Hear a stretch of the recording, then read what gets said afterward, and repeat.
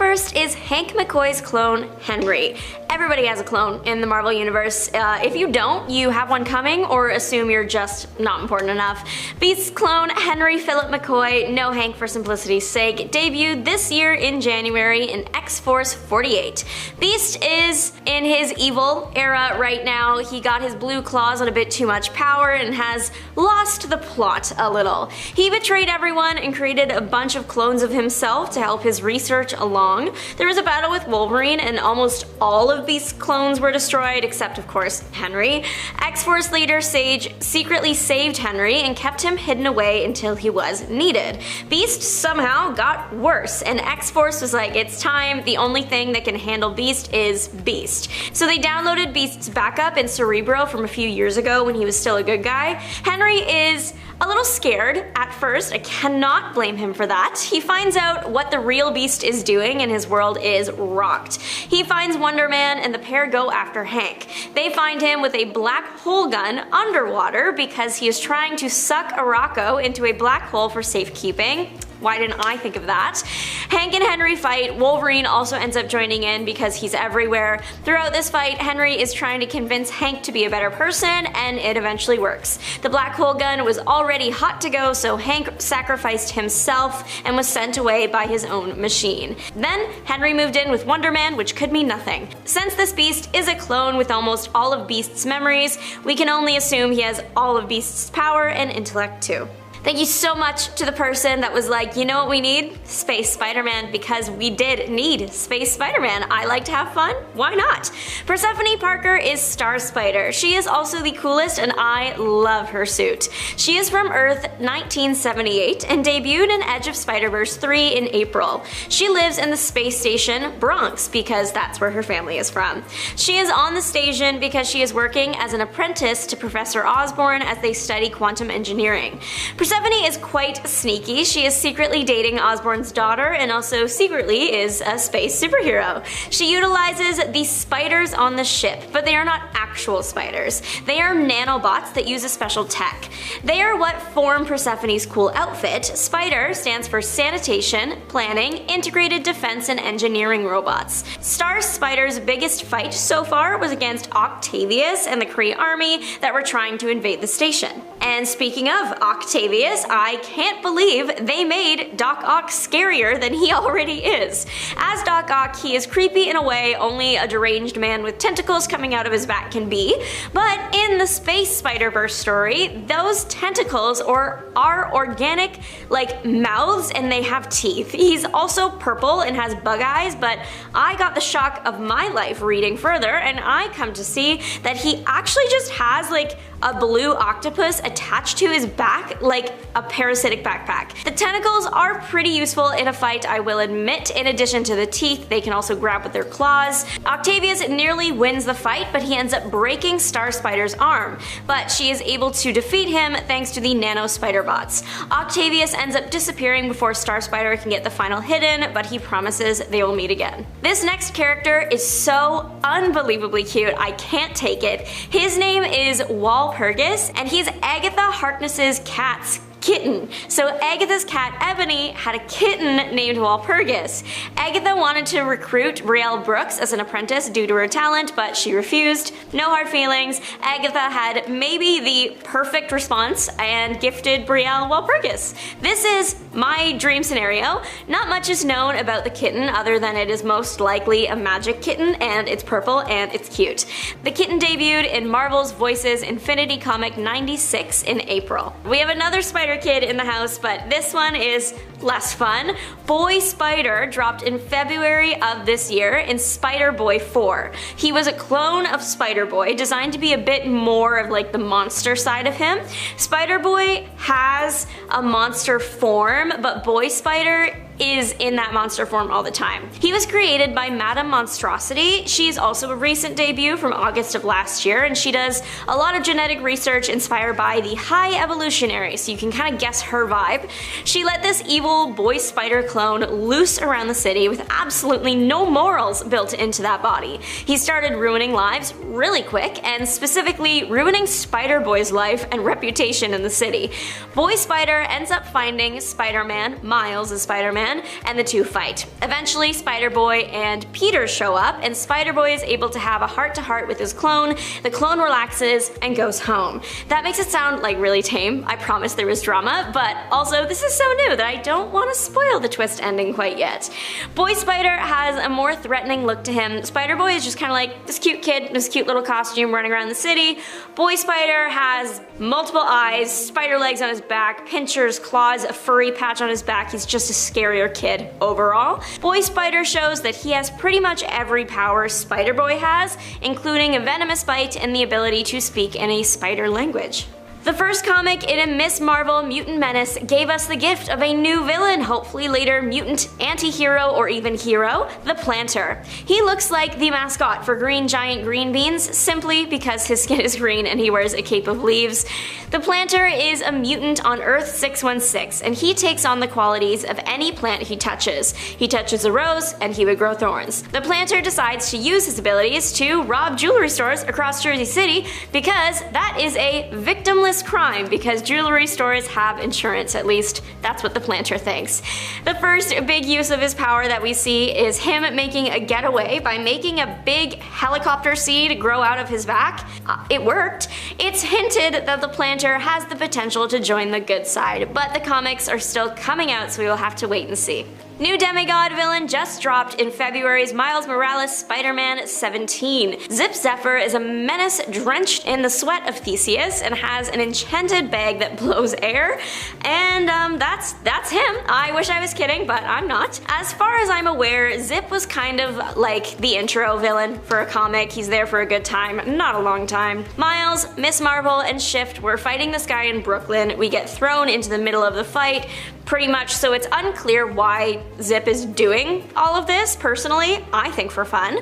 Zip is probably from ancient Greece, because he says he bathed in the sweat of Theseus, which makes him really slippery, which makes him really fast. He is also too slippery for webs to stick to him.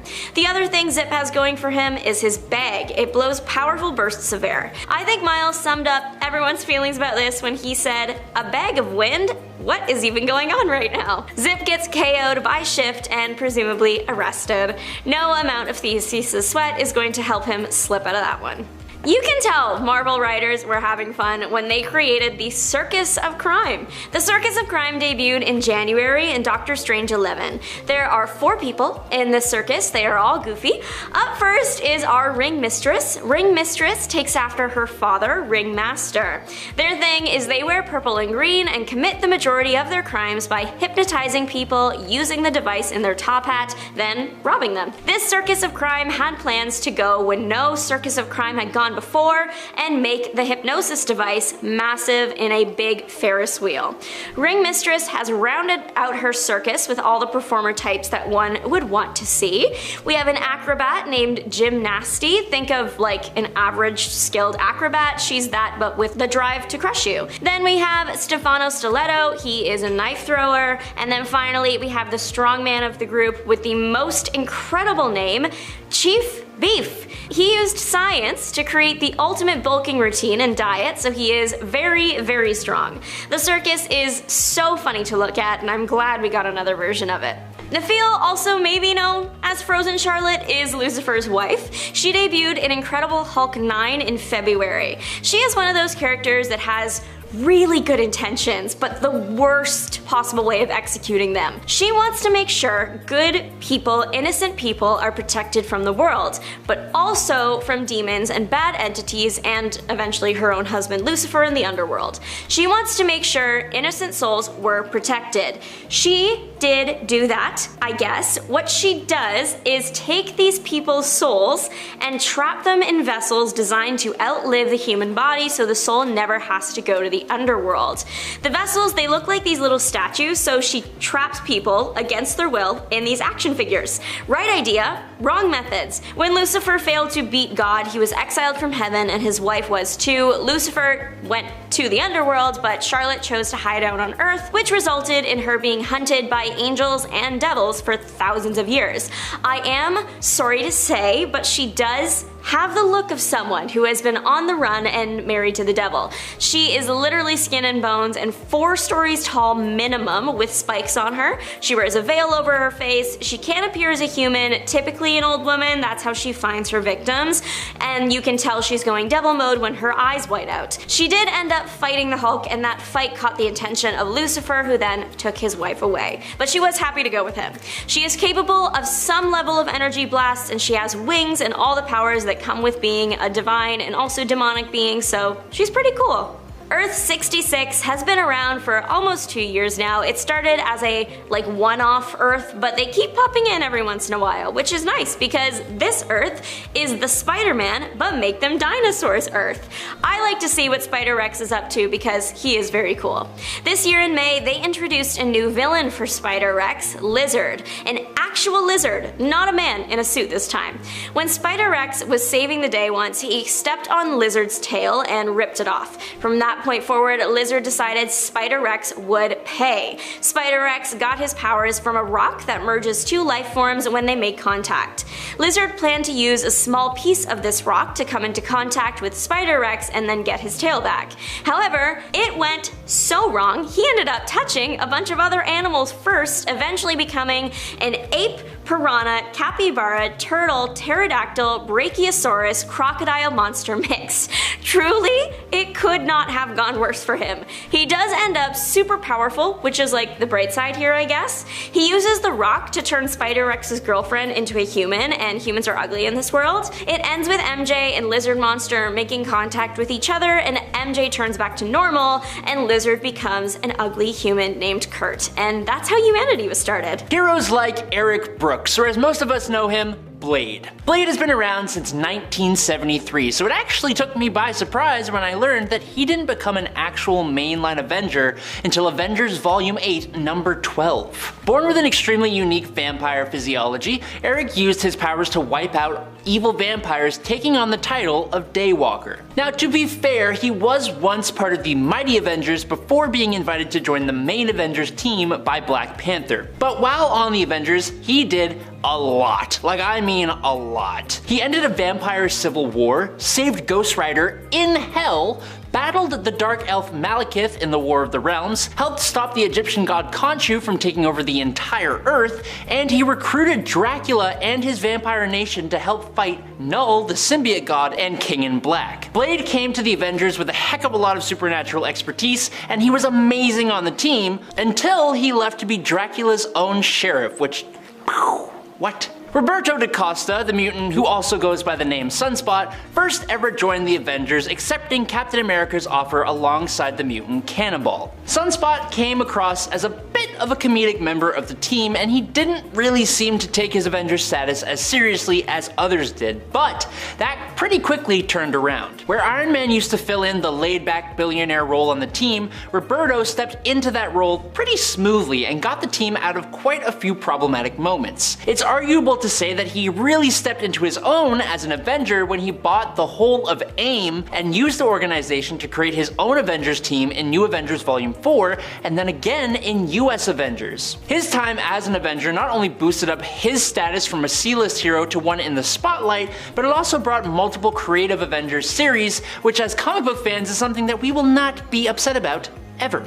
Maya Lopez, also known as Echo, is honestly really cool. She has really cool photographic reflexes just like Taskmaster. She's been Ronin for a time and even been a host for the Phoenix Force, and she also became an Avenger. Now, initially Maya was actually a bit of a villain, being manipulated by the Kingpin in order to try and take down Daredevil. Luckily though, Maya was able to discover the truth about Kingpin and the lies he fed her, and that pushed her into reshifting her focus to become a hero. It was from there that she became Ronin, and thanks to a good old recommendation from Daredevil himself, she met up with Captain America and started working with the New Avengers in 2005. She would eventually be brought down by Elektra, and she would eventually be saved and revived, helped out during World War Hulk, Secret Invasion, and she even worked very closely with Moon Knight for a while before being revived yet again, and was eventually granted the Phoenix Force. She would eventually join the actual actual true Avengers in Avengers Volume 8 number 54 from 2022, facing the multiversal Masters of Evil. Next up, a former Marine and scientist turned superhero, Adam Brashear is not only one of the strongest heavy hitters in Marvel Comics, but he is also one of the smartest characters around. Blue Marvel didn't actually make his debut in Marvel Comics until 2008, but when he showed up, his origin story retroactively placed him in the Marvel Universe way back in the day. His origins take place in the 1960s during a project to use antimatter as an energy source. Adam and his best friend Connor were caught in an explosion that turned Adam into a living, stable antimatter reactor, which should in theory pretty much impossible, and it gave him an insane amount of power. Brashear would rejoin the superhero community alongside Luke Cage's 1970s Mighty Avengers, which in the real world happened in 2014, before he went on to join with Captain Marvel and Black Panther on the Avengers adjacent team known as the Ultimates in 2016, and most recently, he joined the Defenders and went rather, beyond. Next up, Eden Fessy, aka Manifold, first appeared as an incredibly underrated hero in Jonathan Hickman and Brian Michael Bendis' Secret Warriors series, alongside a group of other legacy heroes recruited by Nick Fury in 2009. Now, Manifold is a mutant with the insanely godlike ability to manipulate space, which he most often uses as a teleporter. He was actually the student to another mutant teleporter known as Gateway, but following with writer Jonathan Hickman, Manifold joined the Avengers in Avengers Volume 5 in 2014/2015 for one of the greatest Avengers runs we have had in a long time. As the Avengers expanded to a bigger scope than they have ever done before, Manifold was pretty instrumental in some of their galaxy-wide conflicts, and he even sacrificed himself during Secret Wars. Thankfully though, he was brought back and has become one of the most powerful and versatile mutants and Avengers. Now there have been multiple Nova Primes throughout the history of the universe. Richard Rider is absolutely the main one, and he is fantastic, but when we first got Samuel Alexander in Point 1 number 1 in 2011, he brought just a whole different vibe. Granted, being a younger guy with some huge shoes to fill, he doesn't exude the same kind of power that Richard Rider does, but that doesn't make him any less powerful. Sam has grown into a hero all of his own. He's fought alien warlords, evil Avengers doppelgangers, and interdimensional monsters, and he absolutely deserves the Nova mantle. While he can be reckless from time to time, thanks to his youth, independence, and loyalty, he still got offered a spot on 2016's all-new, all-different Avengers number 1 by none other than the God of Thunder, Thor himself. Unfortunately for the Avengers though, Nova left the team pretty soon after with a few other younger heroes to form the Champions. And one of those young heroes was none other than Miles Morales. In the aftermath of the multiversal event Secret Wars, the second Spider-Man of the Ultimate Universe, aka Earth 1610, joined Marvel's main Earth 616 reality, and not too long after that, he also joined the Avengers in 2016 alongside Nova and Kamala Khan, Miss Marvel. Now Miles has essentially all the same abilities as Spider-Man himself, but then he has some that are wholly his own, and they're actually pretty cool. His signature difference in my eyes is his venom. It's like a form of bioelectricity that he can emit from his body and use in some really cool ways, like in punches, beams, and blasts, and he can even infuse it into his own webbing. Miles is also able to use a spider camouflage to make his whole body and even his clothes and costume go invisible, but as I already said with Nova, these younglings weren't on the Avengers team for very long, leaving to form the Champions. But for Miles, his powers and his awesome mind actually lent a lot to the Avengers while he was there, and in return, he learned a heck of a lot from the older heroes while he was on that team. The Smashers of the Shi'ar Imperial Guard are human-like aliens using exospecs to grant themselves powers. Now for a long time, Vril Rock was the Soul Smasher, but he unfortunately met his end at the hands of the incredibly powerful mutant Vulcan. Isabel Izzy Kane is the granddaughter of World War II hero and Captain America buddy, Captain Terror. She was first ever introduced in Avengers Volume 5 number 1, and Izzy found the exospecs of a Smasher on the farm that she was raised on. These exospecs spoke to her and beckoned her to put them on, giving her access to the Smasher's powers. Izzy then traveled to the Shi'ar world of Chandalar, where she became a sub-guardian of the Imperial Guard. Now after returning back home to Earth, Izzy's grandfather with his last words told her to become a hero, and he gave her Captain America's business card, which, I'm sorry, that's kind of hilarious. Now being the first and only human recruit of the Shi'ar Imperial Guard, hard, gaining super strength, speed, energy blasts, and flight, plus her adventurous spirit and her grandfather's legacy, Captain America brought her onto the Avengers pretty quickly and with no contest, making her a big part of the team's spacefaring adventures. Vani Gast was the daughter of the Grand Master, one of the Elders of the Universe. She grew up exploring the cosmos by her father's side. Now, when her father's title was threatened, she was granted teleportation powers that also had the added benefit of being able to alter people's memories. Vani took up the hero name Voyager and headed to Earth. Now, Voyager met up with the Avengers and used her powers to insert herself into their memories as Valerie Vector, a founding member of the team who had bit the dust in the battle against the Squadron Sinister, which had removed her from existence and from everyone's memory. The Avengers' longtime butler, Edwin Jarvis, had collapsed due to an illness shortly before Voyager's arrival, so naturally, when Voyager arrived to the hospital Jarvis had just woken up in, he exposed the truth that Voyager had never actually been an Avenger. While this obviously didn't do her any favors, and she was pretty much booted from the team, she did admit that this was all the plan of her father, while she was actually inspired by the heroes and helped the Avengers to save the day a few times. And last up, the Avengers Unity Squad, first appearing in Uncanny Avengers, was an attempt to try and mend the human-mutant conflict after the events of Avengers vs. X-Men. The idea? To take some X-Men, to take some Avengers, and just put them together. It's kind of surprising that it really hasn't been done before. Now, one of the first main recruits, handpicked by Captain America himself in Uncanny Avengers Volume 1, Number 1 from 2012, was none other than Anna Marie, aka Rogue. Being a former villain and still mourning the loss of Charles Xavier, Rogue caused quite a bit of friction on this new team. She originally joined in order to keep an eye on the Scarlet Witch, who was also in the team of heroes, and as most of you know, caused quite a devastating blow to the mutant community with M-Day. But as time passed, Rogue became one of the most valuable members of the team, even growing to become its leader. But if we are talking about most powerful, while Rogue was on this team, she managed to absorb all the major Marvel heroes' powers and fought off a Celestial, so I'd say that's pretty darn powerful. First appearing in Extraordinary X-Men number 17 in December of 2016, Lucid, aka Maya Jackson, was a mutant whose powers developed faster compared to most other mutants. By the age of 10, she had the ability to see through solid objects, and she had big aspirations to join up with her heroes, the X-Men. When the Mpox crisis broke out, however, Maya was visited by Iceman and Magic at her family's home and was offered the chance to move to the safe zone of X-Haven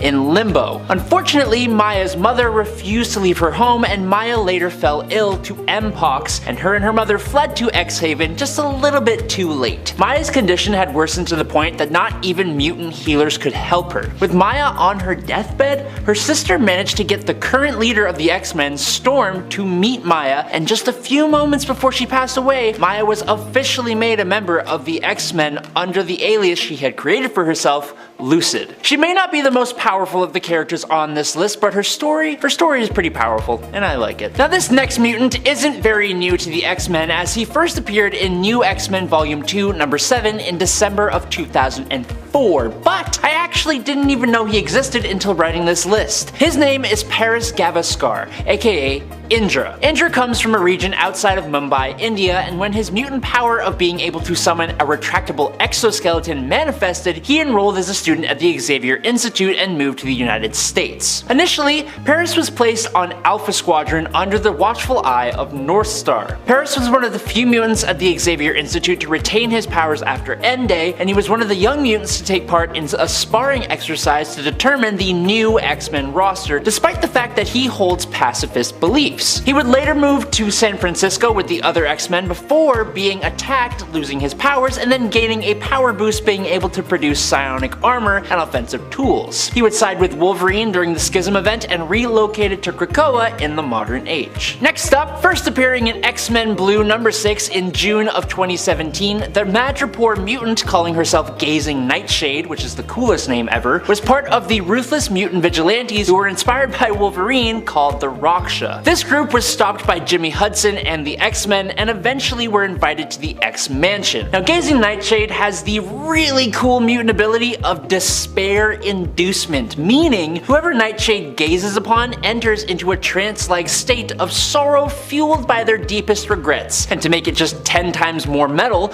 both the eyes of gazing Nightshade's victims and her own eyes bleed when she uses her powers. That is super cool, but also kind of terrifying. She joins Polaris's makeshift roster of X-Men in X-Men Blue number 25 in 2018 before going back to the Raksha. Now this one may be a bit of a controversial pick. Marvel has been doing some interesting things with the character of Kamala Khan recently. Kamala has been a favorite of many Marvel fans as Miss Marvel since her first appearance in 2014. When she first gained her powers, it was due to her being exposed to the Terrigen Mist and undergoing inhuman Terrigenesis. Kamala discovered she was now a polymorph and could change her body into virtually anything. Cool, so she's an Inhuman. She was mega popular and joined a bunch of different teams, including the Avengers. Very recently though, Kamala actually ended up biting the dust in a very high profile and pretty controversial move in the pages of Amazing Spider-Man number 26. But then, in X-Men The Hellfire Gala 2023 number 1, Miss Marvel was resurrected on the mutant nation of Krakoa. Charles Xavier then explains to Kamala that she was able to be resurrected because of her latent X gene, and that apparently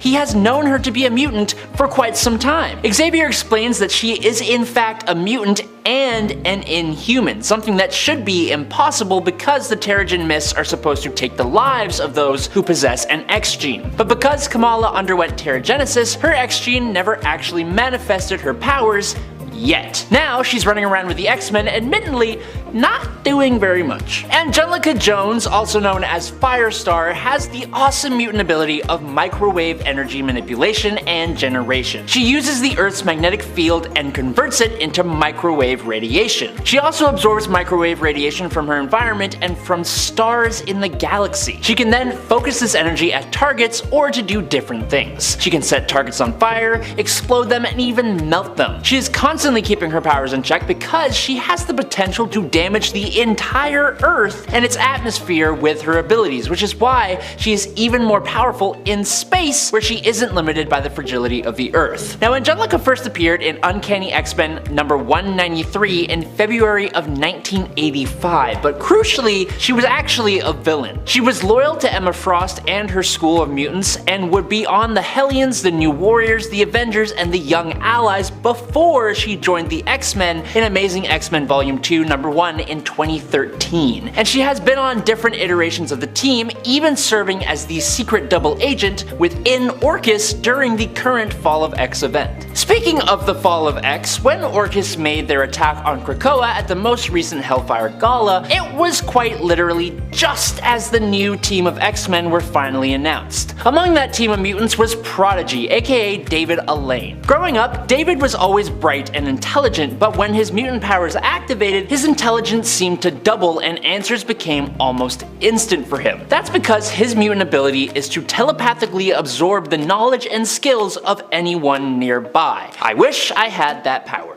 Although he first appeared in 2003, he was first placed on Moonstar's New Mutants training squad and went on to join the New X-Men in 2008, and has been on X-Factor Investigations, New Mutants, the Champions Reinforcement roster, the Young Avengers, the New Mutant Squad, all before finally making it onto the actual premier X-Men team, only to be completely obliterated by Nimrod. Sorry. Now, all the way back in the day, when Hope Summers came back from her future travels with Cable, there were 5 mutants whose X gene and abilities were activated following M-Day. These 5 were known as the Lights, and they were the first mutants since the events of M-Day, making them pretty important. Ije Onkokwo was 14 years old, living in Nigeria's Delta State when her mutant powers of thermokinesis activated, causing her to accidentally burn down her entire village. She was almost taken out by the military until the X-Men showed up to save her. Now, under the direction of Hope Summers and with the consent of Cyclops, Okonkwo, who took on the name Oya, and the other Lights began training as a rescue team for any other new mutant manifestations. Oya's ability of thermokinesis allows her to alter temperatures around her, with the limitation being that she cannot simply create hot or cold temperatures. She can only rechannel pre-existing temperature, meaning she needs the presence of heat to generate cold, and vice versa. Now, Oya first appeared in Uncanny X-Men number 528 in September of 2009. 2010, and under the name Tempest, she will be joining a new group of X-Men led by Cyclops later this year alongside another interesting new X-Man. Although Kane Marco, also known as the Juggernaut, has been around since 1965 and had an on-again, off-again relationship with the X-Men ever since Uncanny X-Men number 425 from June of 2003, when he first joined the team, it never really stuck. He would return to a life of villainy, usually thanks to Sidorak, who isn't really a fan of helping people. Therefore, it is totally valid, in my mind, to say that Juggy only really joined the X-Men for reals in Uncanny X-Men Volume 5, number 16 from 2019. The X-Men were fighting the latest incarnation of the Brotherhood of Evil Mutants, led by an imposter Magneto. Juggernaut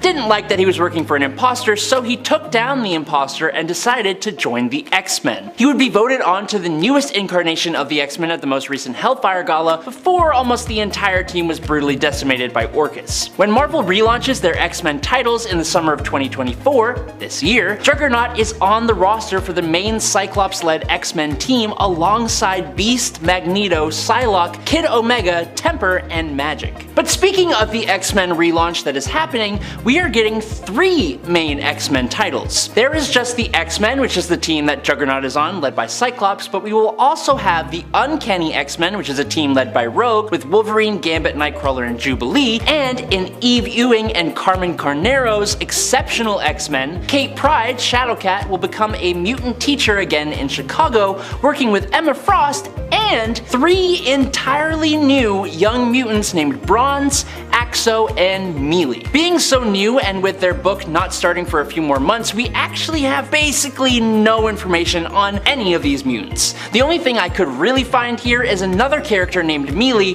who first appeared in 2007 as part of the Civil War 50 States Initiative, and she doesn't have any information outside of that era of Marvel, and she wasn't even a mutant that we know of. So it seems that this new Melee and her 2 new X-Men newbies are freshly created for the new Exceptional X-Men title, so I'm excited to learn more. But finally, we arrive at Synch. Synch has the mutant ability of power mimicry, meaning, like Rogue, Synch can copy the powers of other mutants. But, unlike Rogue, Synch has the benefit of not doing harm to whoever he is borrowing powers from, and he can also do it without physical touch. Recently though, after being resurrected, Synch got a bit of a power boost, and he may even become a new Omega level mutant. In the story, Synch not only uses his normal mutant powers to replicate the abilities of the mutants Sunfire and Cyclops while they were both nearby, but he's also able to tap into Jean Grey's telekinetic abilities while she is on Mars. Synch's growth in power post-resurrection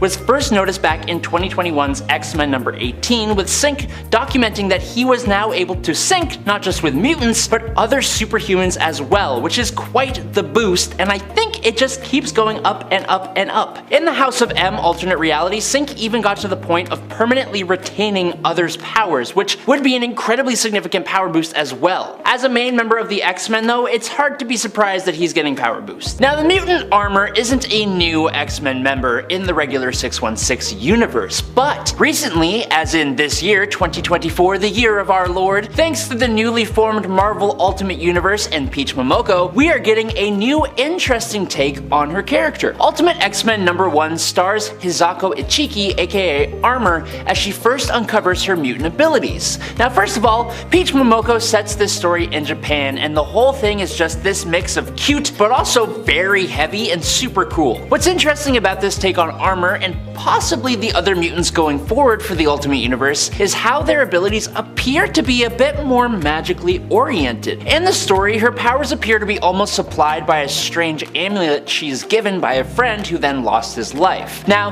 that's just me speculating. After a shadowy presence who people are guessing may be the Shadow King appears to Hisako, she is riding her bike away from where they met, and her power activates as a car nearly hits her, and her enormous armor stops it dead in its tracks. Definitely give that first issue a read if you get a chance, cause I glossed over a lot. Next up, Joanna Cargill, like a lot of the X-Men, started off as a villain. She ran away from home home after her mutant powers activated and she caused the passing of her not-so-great dad in self-defense. From there, she would join Apocalypse's Alliance of Evil, which is a silly name, where she would do battle with the X-Men. Now, gifted with skin that is extremely strong and resistant to attacks, Frenzy became an X-Men member in 2011 in X-Men Legacy number 250. Her steel-hard skin is so strong that it has only ever been penetrated by adamantium. She is also highly resistant to extreme hot and cold, as well as radiation, and she can withstand high-impact forces like Cyclops' optic beam or a punch from She-Hulk. Now, speaking of She-Hulk,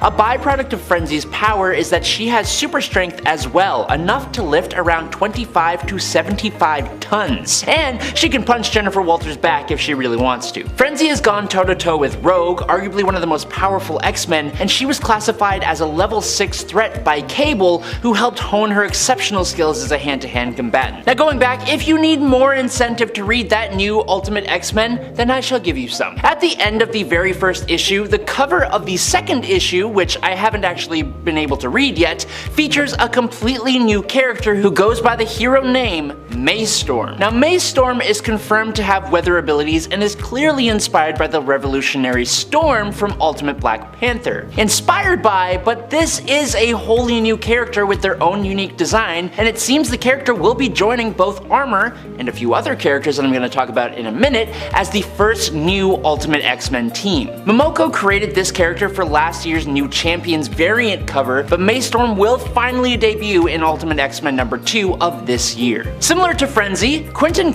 used to be a sort of villain back in the New X-Men. He spent his earlier years being an absolutely despicable kid who I always kind of wanted to just like kick in the shins. He was trying to be an anarchist leader of mutants and ended up doing more harm than good. After the schism of the X-Men, Wolverine took him to the school that he opened up. In a relatively short amount of time, Quinton became a more well-rounded character, and now he is someone I think is actually kind of cool. He still stayed a bit of a rebel and a narcissistic jerk, which you would think would make people hate him, but when he stops trying to cause anarchy, these traits end up becoming a fun aspect of his personality. Now on Krakoa, he's back to annoying Wolverine and being pretty insufferable, but it's to a point where you kind of love him for it, maybe just a little bit. What's a little bit less fun is that recently, Quinton got his head lopped off and placed in an Orcus container designed to make use of mutant body parts by Sabretooth. Now he recently called in the Exiles for help using his powers, so we shall see where that goes. Okay, I hope y'all don't mind, but I've got another of the new Ultimate X-Men that I'm going to talk about, and their name is Nico Minoru. Now, this is where things get really interesting and leads me to believe even more that these new X-Men will find some of their origins being influenced by magic and mysticism. Nico is a Japanese magical hero who uses the powerful Staff of One, and it's very interesting because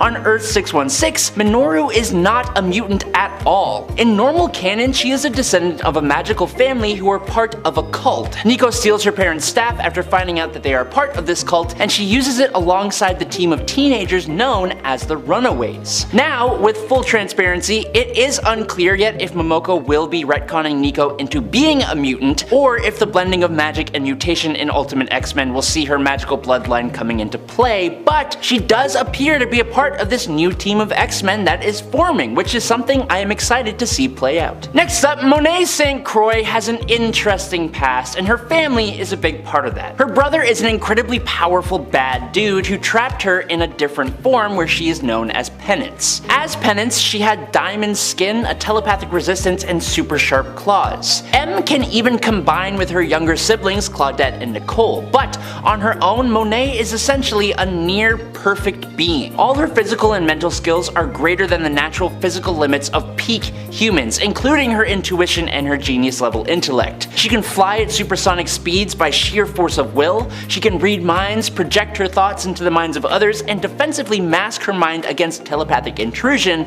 and has even displayed some telekinesis. M, or Penance, became a part of the X-Men in 2013 in X-Men Volume 4, number 7. Okay nerds, I have one more Ultimate X-Men to talk about, and then I promise we will keep talking about actual 616 heroes. Peach Tomoko's design sheets have also included 2 new mutants, Mori and Natsu, whose origins have not really been revealed at all, and we don't know much more than their names and their designs. However, the internet has still learned some things from that alone. The 2 biggest things of note about the information we have is that one of the names, Natsu, means summer in Japanese, and one of these new mutants has one blindfolded eye and one red eye, which is under some kind of visor device thing. Now, Summer, as you might know, is a big name in the X-Men world, and with the red eye and all that jazz, fans believe that the character of Natsu could be a version of Cyclops or Scott Summers, or maybe a character at least inspired by Cyclops, although the design is different enough that the character will definitely stand as their own person. To be honest, that whole one eye thing is also kind of giving me Cable vibes, but I have no idea how that would even work, so for now,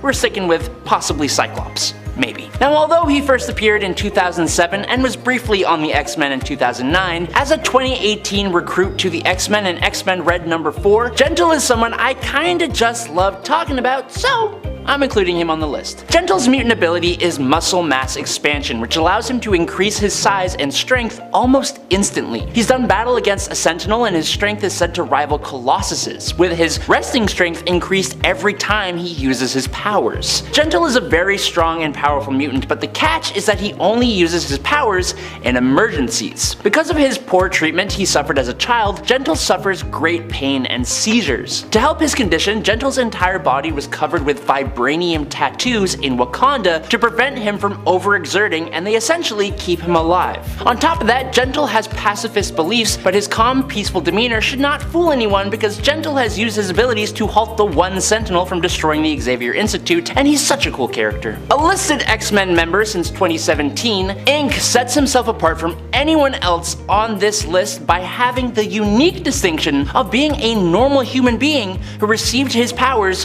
through being tattooed by a mutant. Basically, the mutant who was the giver of his tattoos imbued those tattoos with powers, but the coolest thing about these powers is that they change into whatever tattoo he chooses to use. That's probably the worst way to explain it, so let me give some examples. Ink can make others who touch him extremely sick using a biohazard symbol tattoo that he received on his hand. He used this one on some cops who tried to arrest him in a tattoo shop when he first showed up. He gained superhuman strength from a tattoo that mimics Colossus's osmium metal skin. 2 lightning bolt symbols on his temples give him low-level telepathy. He's got a tattoo of wings for flight, an explosion that lets him explode stuff, and a caduceus symbol that lets him heal others, among other tattoos. But the real show of how powerful he can be came when he got the Phoenix symbol as a tattoo that actually gave him Phoenix powers, which is nuts. His Phoenix Force symbol tattoo allowed him to defeat the Y-Men, and he keeps all these tattoos able to use whichever one he needs in the moment. It's awesome. But last on our list today is Old Man Logan. Now, most of you know this Logan from the amazing Old Man Logan story and reality, where basically everything is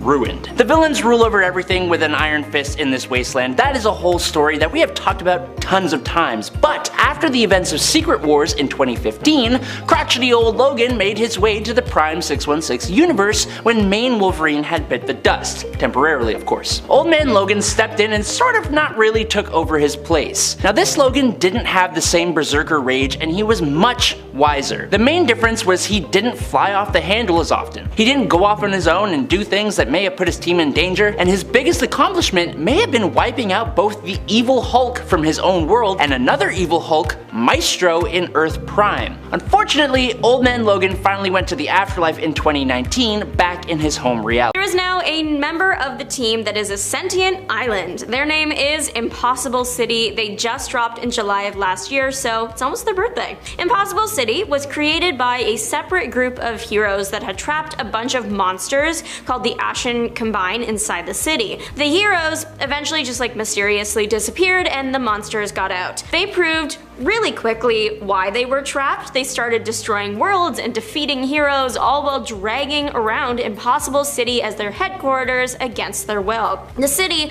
was modified to serve the group, but it knew that it didn't want to. It wasn't until the Avengers battled the monsters that things got interesting. Captain America and Black Panther went up to the island intending to destroy it. However, the island started speaking to them, which was probably the most normal thing to happen to them all that week. The island was convinced the Avengers weren't going to win the fight, so it offered to blow itself up as a sacrifice, but Captain America and Black Panther were like, absolutely not, you're a good guy now, so don't do that. The Avengers defeated the Ashen Combined because they are the Avengers, and then they destroyed the things on the island that were controlling it, so now Impossible City is free. Impossible City asked the Avengers to join the team, and who are they to say no? If mutants can have a sentient island, so can the Avengers. Welcome to the team, Impossible City, she says like she's on it. One can dream though. Psylock has been around since the 80s, but she just joined the Avengers after the events at that one Hellfire Gala and everything that came after that one gala.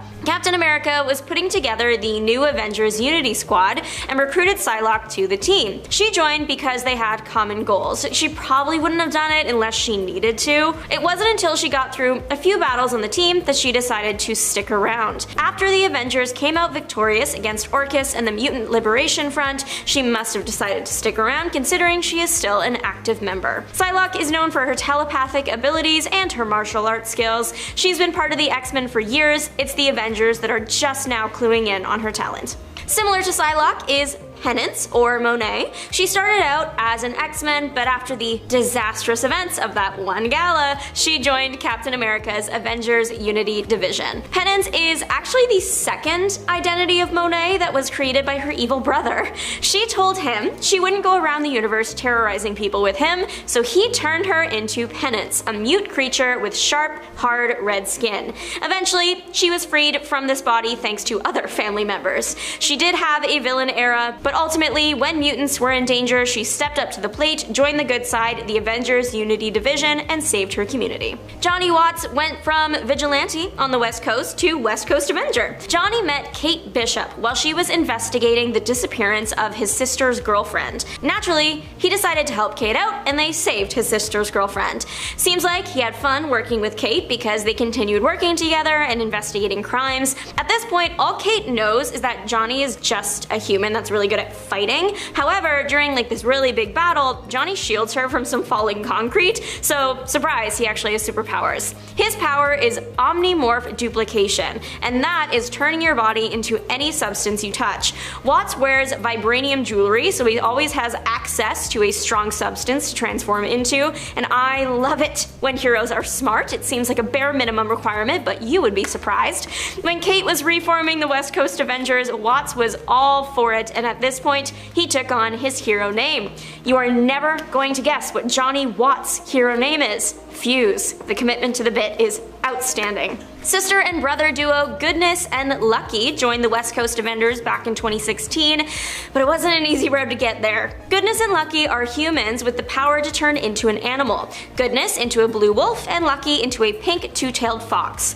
One night, while they were minding their business, a group of supervillains attacked their neighborhood, leading to Lucky ending up in the hospital. It eventually came out that the attack was orchestrated by a councilman, so a high-risk area of the city would be eliminated. Obviously, Goodness is really upset about her current circumstances and ends up transforming into her wolf form in the police station. The Great Lakes Avengers were able to help out and get her to relax, and she ultimately decided to use her odd power for good. She joined the GLA as Good Boy, helping the team defeat the Bodge Squad. As of right now, Lucky has not joined the team. Gwenpool quickly charmed people when she appeared on a variant cover, so much so that she manifested into an actual Marvel character. Despite technically first appearing in 2015, she didn't join an Avengers team until 2018, the same team Fuse would have joined. When Kate was pulling together that team, Gwenpool was accidentally recruited after appearing in the room right after Kate rejected a bunch of unqualified candidates. Gwenpool might be chaotic, but she is good at what she does. She, like Deadpool, is a fourth wall breaker because she was from a universe where Marvel is just comics and movies, so she understands how heroes' stories stories worked and the physical page structure of them. She interacts with text boxes, manipulates stories based on writing conventions one would typically see in a super story. Her personality and unique character backstory and her overall aesthetic have cemented her as a fan favorite character. When her edition of the West Coast Avengers disbanded, she was aware that it was because the comic was cancelled, and that led to some major and strange developments in the Marvel Universe. She was worried she would be cancelled or erased and wanted to ensure she would always have a place in the Marvel Universe, and one of her many attempts at doing that was trying to unmask Spider-Man, among many other things. Brandy Selby was here for a good time, not a long time, and I am speaking so literally. She was born with the Star brand. However, every time she used the power that came with it, she would quickly age. Years of her life would biologically fly by in just a couple of hours or even minutes. Brandy has had quite the life. The Avengers assisted with her birth. Then she ended up in an alternate reality being raised by Groot and Rocket Raccoon. Good luck, Brandy, with that pairing. Unfortunately, Rocket of that universe got into a fight with Dr. Spectrum and lost more than just the fight. As revenge, Brandy went to find Spectrum and take him out. There was also all this drama happening on Earth. Coulson warped reality into a world without the Avengers, and Starbrand helped fix that. Eventually, she ended up back on Earth, fought the multiverse masters of evil. She aged into a young adult from that brawl. As the Avengers were traveling across time, Starbrand eventually used her powers to the point of becoming an old woman, and she was of course benched. She ended up saving the day when she and Firehair sacrificed themselves in an effort to undo the damage to all the Earths by the Masters. She literally was around for a good time, but not a long time, and her sacrifice will not be forgotten. But I mentioned Firehair briefly for a second there, and she's got quite the life story. I have to yap about it. She debuted in 2017, but in 616 timeline, she is literally a million years old, maybe more. And here's just a short list of some of what she has done in her life. She bonded with the Phoenix Force, she was raised by wolves, founded the prehistoric Avengers, fell in love with Odin, fought a Celestial, sacrificed herself for the fate of the universe, and is technically one of Thor's moms. Truly, her memoir would be the most jam-packed book to ever hit the shelves in a New York Times bestseller. While she is not part of the modern Avengers, she is part of the prehistoric Avengers and met up with the modern Avengers, and that's when she sacrificed herself alongside Brandy. She was one of the first hosts for the Phoenix Force. You might also see her referred to as Lady Phoenix. The reason she is kind of Thor's mom is she assisted with his birth. Mother Earth gave birth to him, but then he passed due to Lawfrey, so Firehair resurrected him and put some of the Phoenix power in him, making her his second mother. Quite the life story. Weapon H is another new kid on the block, debuting in 2017, joining an Avengers team in 2019. He's been part of the War Avengers and the Savage Avengers, and when I tell you his life story, you will understand why. First things first, he made this list because I read that he was a hybrid of Wolverine and Hulk and verbally said, oh my god, that's so cool, so he had to be here.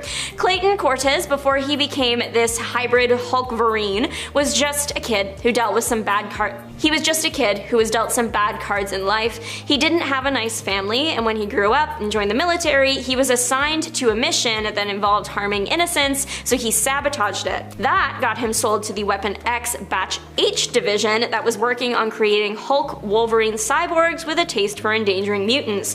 Not his day, week, month, or even his year. He became Weapon H. He eventually escaped that facility, and his main mission was making sure all data of his family and friends that he likes are off the radar of anyone who would want to harm them. He has met both Wolverine and Hulk and fought with and against both Wolverine and Hulk. He fought them either out of necessity or he was under mind control. He was recruited by Captain America to join Captain America's War Avengers, and they had a great time. Weapon H has all the powers that Wolverine and Hulk has. He wins at life, and I cannot think of a cooler pairing. Finishing off with another new Avenger that I think is really, really cool, we have Deathlock. Deathlock is Miles Morales from Earth 807,128. Originally part of the Champions, he ended up facing Annihilus. In that fight, Miles ended up passing, but then he didn't. He ended up turning into Deathlock. From what I can gather from the comic, it's likely because Michael stole the cosmic control rod from Annihilus and broke it. It caused him to become more cyborg than man. Miles in this universe is very similar to his 616 counterpart. He's fearless and funny and fights like his life depends on it because it always does. Deathlock is part of the Savage Avengers, just like Weapon H. Even though they are from separate Earths, there's a lot of timeline messes happening, and that's how that happened.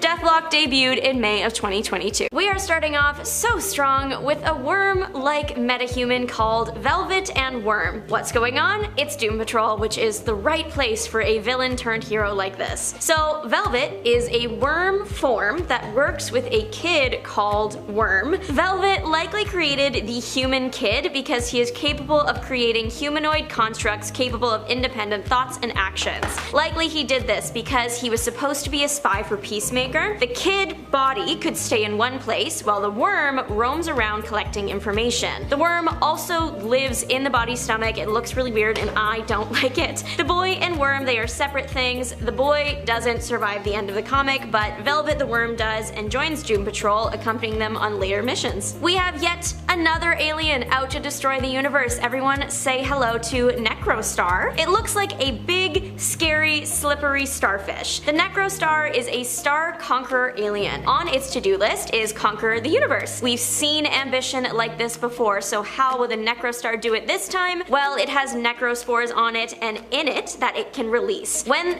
released, these spores attach onto hosts and control their minds. The Necrostar is capable of flight, regeneration, which makes sense if it's a big starfish. It's also capable of telepathy adjacent actions. It debuted in Titan's Beast World in November of last year. We've unlocked a new character, one of Dick Grayson's ancestors. He is known as Son of Grey. He lived in 14th century Normandy, and he is the Nightwing of his time. Son of Grey was a merchant's son, but his father was killed by, I'm assuming, the Joker of that time. Son of Grey is naturally very, very upset by his father's death and goes on a revenge spree, in which we see him do all the acrobatic feats that we are used to seeing from Dick Grayson. He is described to have a fire in his heart and be the spawn of Satan or sin. He is one resilient fighter. He was speared by the 14th century Joker and walked it off. He also almost said his own version of the Princess Bride line, "I am the son of Grey, you killed my father," but he never got to finish the line because the Joker gave him the name we know today, Grayson. The story is really short, it's only 2 parts, but it is always fun to see old-timey versions of your favorite characters. There is an evil version of Jesus that was just born. Speaking of, his name is The End. His mom is Natalia Knight, also known as Nocturna. She is a vampire, and vampires aren't supposed to be able to naturally reproduce, so The End is kind of a big red flag, a big question mark, and it's a bit scary that he's here. His mom thinks he is the Dark Messiah and his destiny is to usher an era of horror and truth. I would love it if he didn't do that. Also, that seems like a lot to ask of this little kid. At least wait until his terrible twos. The End made his debut in May's Outsiders 5. So now we have Evil Jesus, and sticking with the Christmas theme, Evil Santa also made his debut recently. DC's Krampus truly would scare anybody. He looks like absolutely terrifying. He made his debut when Batman Santa Claus Silent Night came out on December 5th of last year. The comic is basically Santa and Krampus. They were once friends, and then Krampus was locked away. Now he's back and terrorizing the city, out to ruin Christmas to get revenge on Santa. Him and Krampus were like a good cop, bad cop duo. Krampus is clearly an extremely high-level threat now because everybody comes out to lend a hand to trap him. It is like the Christmas party of the decade, and I do hope they did a Secret Santa considering they were all together for the holidays. Krampus considers himself a god beast, which does make sense as he's shown to have supernatural powers, likely developed from his time in the Nightmare realms. I tried looking for other Krampuses that could exist in DC history and found nothing, which I really can't believe they never capitalized on the character before. Glad they did now. Batman once visited a child psychiatrist. He went to therapy. I know, I can't believe it either. His name is Dr. Charles Quinton. He worked at Arkham Asylum. Dr. Quinton founded the children's wing of Arkham Asylum, and it was the pride of the city. But then he ran away without a trace, and with all the files for his patients. That was the thing that ruined Arkham and made it what it is today. While working with Bruce, the doctor did help, but he made Bruce forget part of the incident with his parents and also all the memories of their time working together. Dr. Quinton is very mysterious, and it's suggested that maybe he manipulated Bruce into eventually becoming Batman. Unfortunately, Dr. Quinton exists on Earth 46, so that is the Batman Gargoyle of Gotham world, so it's like not canon, but it is fun. The story is interesting, and basically it's kind of hinting that Bruce would have been Batman in every universe, even if he got therapy. Apex Ava is a decently new character, and her story is something else. Ava was a hunter specializing in rare or dangerous animals. Every time she completed a job, she would get that animal tattooed on her skin. She discovered she had a disease and was dying. For some reason, she decided that since she is dying,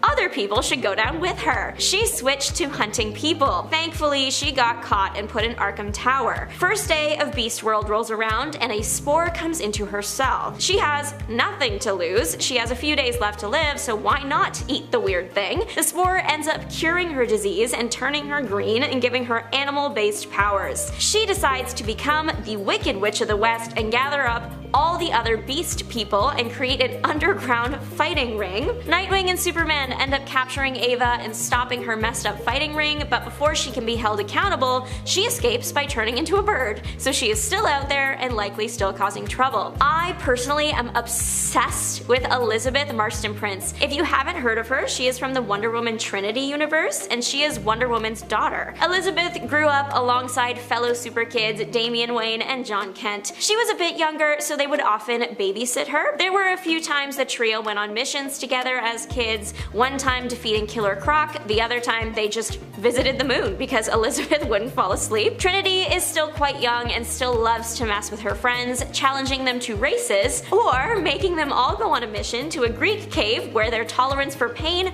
honor, and skill are tested. Elizabeth is her mother's daughter. She trained like her mom, she leads like her mom, and she is immortal and strong like her mom. What is quite cool about Elizabeth is she is the first holder of the 3 lassos of fate. I am urgently calling all fans of the Warrior Cats book series because you are going to love Kyle the Catboy. I can't believe this character exists for many reasons. Catboy is already a term used in pop culture with a very specific brand of person in mind. What was DC thinking? Kyle is your typically troubled kid. He was a petty criminal, went to juvie a few times, and didn't have a strong family unit. He had a mentor, but that mentor ended up betraying him. Eventually, he made the decision to splice his DNA with feline DNA, wild choice, and he became Catboy. There is lore surrounding Catboys, which means there are many Catboys in this universe. They typically travel in groups called prides. Kyle is pretty special. He knows magic, which he learned from the evil mentor guy. Some things Kyle has used the magic for include electroblasts, creating a bird to locate a specific target,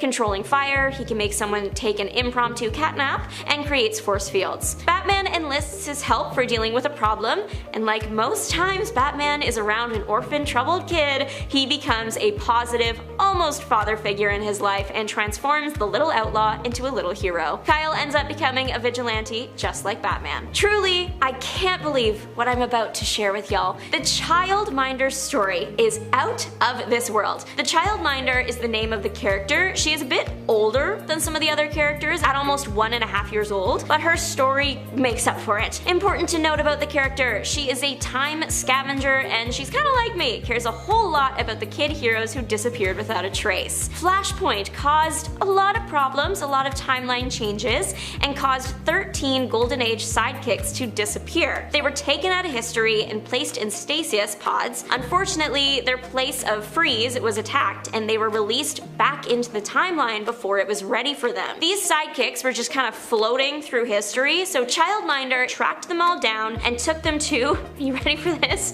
Orphan Island, if the boot fits. Time is not a thing there, so the sidekicks would be safe there until further notice. Childminder is a bad person, but everything she is doing sounds good, right? Well, this Half chicken, half old woman Clown also kidnapped sidekicks that weren't erased from history, like for example, Wing. Childminder says she cares about the kids, but then this guy named Hourman shows up and he says he will return her to her youth in exchange for the kids, and she says yes, so how much does she really care about them? But then a fight breaks out, and then a time storm breaks out. Childminder is hit with energy and de-ages to the point where she is an egg again. At some point, she claims to be the inspiration for the children's storybook character Mother Goose, as if her lore wasn't wild enough. Number 10. Nightbuster. Nightbuster is new to superheroing, but is super cute. And of those that are on our list is one that I know super well, considering I have been continuing to collect a Nightwing all this year.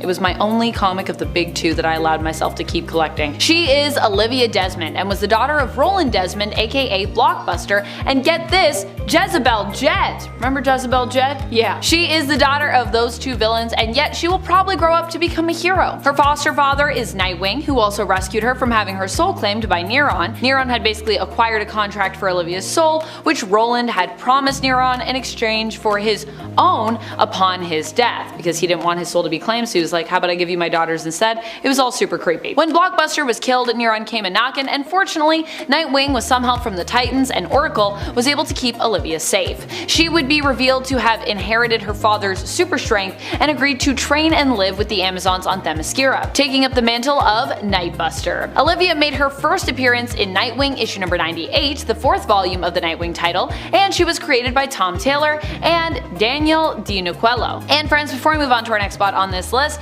if you love what we do here at Top 10 Nerd, and if you love when we talk about superheroes, know that we have a whole gigantic superhero playlist for you to check out. Number 9. Rec Rap.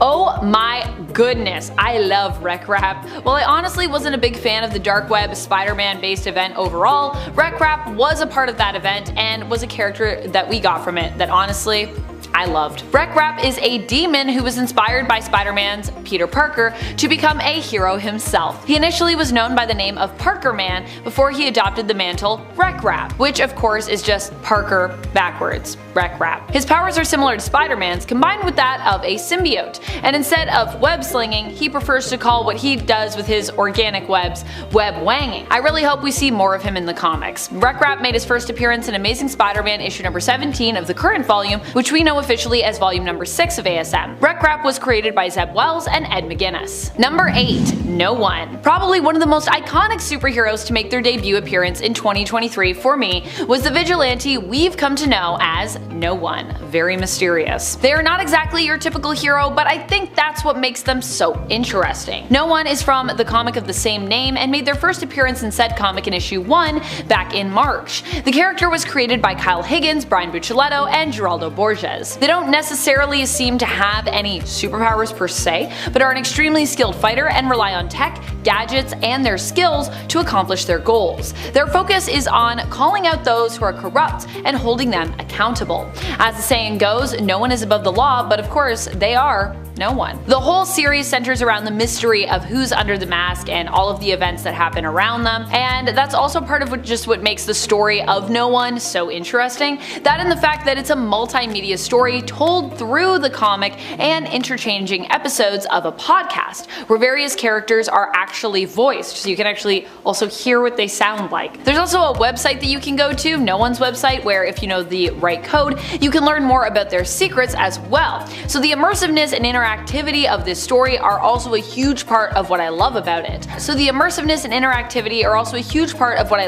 The story centered around No One, which is set in Pittsburgh. Number 7. Rasputin 4. If you are a House of X / Powers of 10 fan, you might be wondering how we can consider Rasputin 4 as a new hero. Well, that's because this version of her is technically an alternate in comparison to the first version that we saw of her in that beginning to the Krakoan era. This version of the character comes from an alternate reality created by Sins of Sinister. A version of Mr. Sinister created Rasputin 4 as a chimera hybrid mutant from the samples of 5 genetic powerhouses, also like in the beginning of the Krakoan era. However, after doing so, he realized he had made himself obsolete and began to feel regret for what he'd done to get him to where he was. He actually freed Rasputin from her conditioning, confessed his sins to her, and begged for her help in getting back a device that would basically return the world to how it was during the Paradise Krakoan era, which he of course had destroyed. They did not succeed in their mission, but Rasputin would eventually have her mind sent back to the time of Krakoa, allowing her to capture Sinister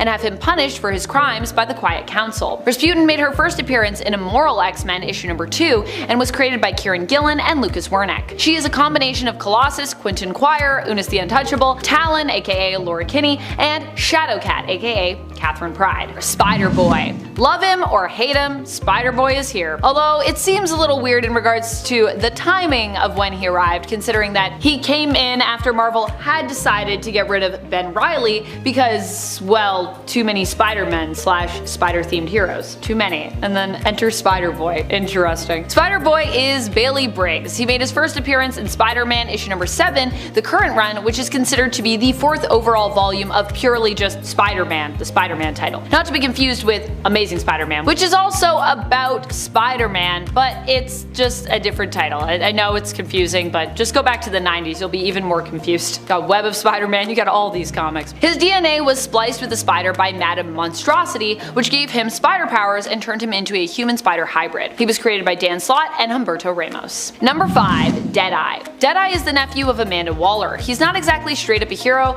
but he also isn't exactly a bad guy either. It's kind of complicated. And he's pretty cool looking and definitely new as of this year, so I'm gonna include him here on this list. He made his first appearance in Lazarus Planet, Next Evolution issue number 1. Oh boy, Lazarus Planet was a weird time, but hey, at least we got some cool characters like Deadeye out of it. Deadeye's name is Archie Waller, and he's only made a couple of appearances, so we don't really know too much about him just yet. His power set is based in the realm of psionics, having psychic and telepathic powers, but he also has demonstrated super strength as well. He can travel to the astral plane, travel to different dimensions, and also has a certain level of cosmic awareness. He was created by Chuck Brown and Alita Martinez. Number 4. Misery. Misery is the symbiote who ended up being bonded to Liz Allen. A copy of the symbiote also existed and was bonded to a chimpanzee named Grace. Initially, Grace the chimpanzee, once stabilized, sought to get revenge on Liz, but Liz was in essence saved by her newfound abilities through being bonded to Misery. Misery is a pretty powerful symbiote due to them being a combination of both the anti-venom symbiote and Carnage, which both also oppose each other. Thanks to them constantly battling and attempting to destroy one another and healing, Misery has an insane healing factor. Misery made their first appearance in Cult of Carnage Misery issue number 1 and was created by Sabir Perzada and Francesco Motorino. Number 3. Trinity. We love ourselves a heroic alternate version of a superhero's child. And if you are one of the folks who really love potential superhero kids from alternate futures, then you're gonna love this new hero, Trinity. Trinity is Elizabeth Lizzie Marston Prince. She is the daughter of Wonder Woman and an unknown man in a potential future. In her reality, she is also the future leader of the Justice League. She grew up alongside fellow super kids Damian Wayne and John Kent, who she looked up to as they were kind of like her older brothers. Her powers are similar to her mother's, and she also possesses the 3 lassos of fate. Lizzie was created by Tom King and Daniel Semper and made her first appearance in the legacy numbered issue number 800 of Wonder Woman. Number 2. 97. 97, or Ikomaki, is one of the new immortal and mysterious beings we've come to know through Jonathan Hickman's God series. She is part of an epic war that has gone on for, well, seemingly forever, between sort of the god of science and the god of magic. 97 serves the god of science, known as the natural order of things, as one of their main agents, being the last of the prime number centivars in their service. They have 100 centivars total, and she is the last prime because she's, number 97. She even gave up her relationship with the love of her life, Wynn, her once husband, who was secretly the avatar of the rival god of magic, which is known as the powers that be. 97 made her first appearance in Uncanny Avengers issue number 1, the 4th volume in the Uncanny Avengers title. She was created by Jonathan Hickman and Vallejo Scitti. Number 1. Kyle the Catboy. Kyle the Catboy is an interesting one. He's more of a neutral figure, but he does end up working with heroes at one point, so I'd still say he's more hero than villain, so I'm gonna count him. And honestly, most of the bad stuff that he's done in his life hasn't really been focused on hurting people or anything like that, but more on surviving. He was a criminal who spliced his DNA with a cat, becoming a splicer. He hails from the Future's End reality and ends up teaming up with Batman there, who in this reality of course is Terry McGinnis. His name is a variation on Selena Kyle, with it being Kyle Salinas. Kyle was also at one point taken in by John Constantine and taught magic by his mentor, but while he thought Constantine actually actually cared for him, he'd later learned that Constantine had actually unloaded all his curses on him so he could die peacefully and without burden. Ouch. Catboy first appeared in Batman Neo-Gothic issue number 1 and was created by Colin Kelly, Jackson Lansing, and Max Dunbar. Coming in at number 10 is Doom's Mutants. Slag, Nerium, Volta, Ironcloak, and the Dreamer. 5 new mutants revealed to us for the first time in the 29th issue of the current Fall of X-Men run. But while the rest of the mutant population is scattered, imprisoned, in the White Hot Room, on Mars, or otherwise not having a very good time, these 5 mutants are sitting pretty in Latveria under the direction and protection of Dr. Victor Von Doom. This is Dr. Doom's mutant team, and they are very capable. A small group of X-Men, Wolverine, Shadowcat aka Kitty Pryde, and the newly revealed mutant Kamala Khan, Miss Marvel, went into Latveria to liberate these mutants, only to find themselves getting completely clobbered. The two twins, Dreamer and Ironcloak, can enter dreams and grant invulnerability, respectively. Volta can seemingly control potent amounts of electricity or lightning, and she directs and controls this with a vibranium spear, which she used to block and fry one of Wolverine's claw arms. Slag is a massive bruiser because every team's gotta have one, and essentially his skin is rock and his blood is magma, and he looks awesome. And last but not least is Nerium, who has 4 arms that are seemingly made of plant life that she can control, creating vines and healing and all that jazz. Now, we haven't seen these mutants at full power yet, and there are 2 that haven't been revealed to us yet, but they seemingly may be allies despite being allied with Dr. Doom, so we shall see. Number 9, Chakal. Switching over to the DC comic universe here, most people know Lobo. And if you don't, he's basically like Jason Momoa mixed with Gene Simmons from Kiss with the makeup and everything. He comes from a race known as the Zarnians, and these guys have extremely high levels of regeneration, being able to recover from just droplets of their own blood. Lobo himself is an extremely capable bounty hunter with strength on par with Superman, and he's effectively immortal. But for the longest time, he also believed himself to be the very last of the Zarnians. Well, in 2023's Superman Volume 6, issue number 7, it turns out there's a whole army of Zarnians led by one General Chakal. Chakal's army were so violent and psychotic that Zarnia had erased them from their own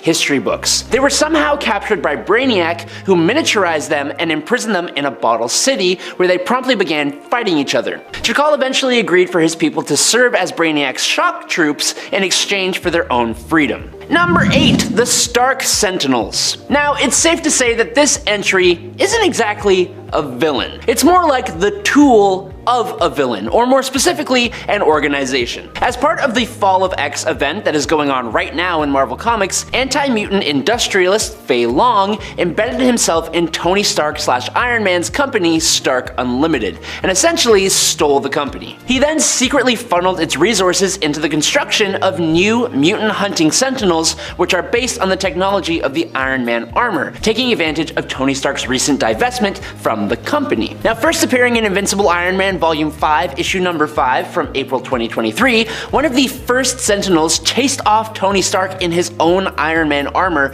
showing its power. Now later on, another Sentinel was sent to New York City where it helped to contain a fire, only for the machine to target a firefighter who happened to also be a mutant. This brought the Sentinel into conflict with the X-Men, where it showed it was very capable, but still fallible, as the mutant magic was able to cut it to pieces and Jean Grey was able to crush it. But now, with hundreds of these Sentinels running around, and with Orcus having organized a brutal weakening of the mutant race, the Stark Sentinels pose a huge problem for the mutants. Number 7, Trav. Trav is one of many clones created by another new villain named Dominator X to be sold as living weapons. Now, like his teammates, the Cosmeteers, Trav's DNA was heavily modified from the baseline of his parent Daxamite species.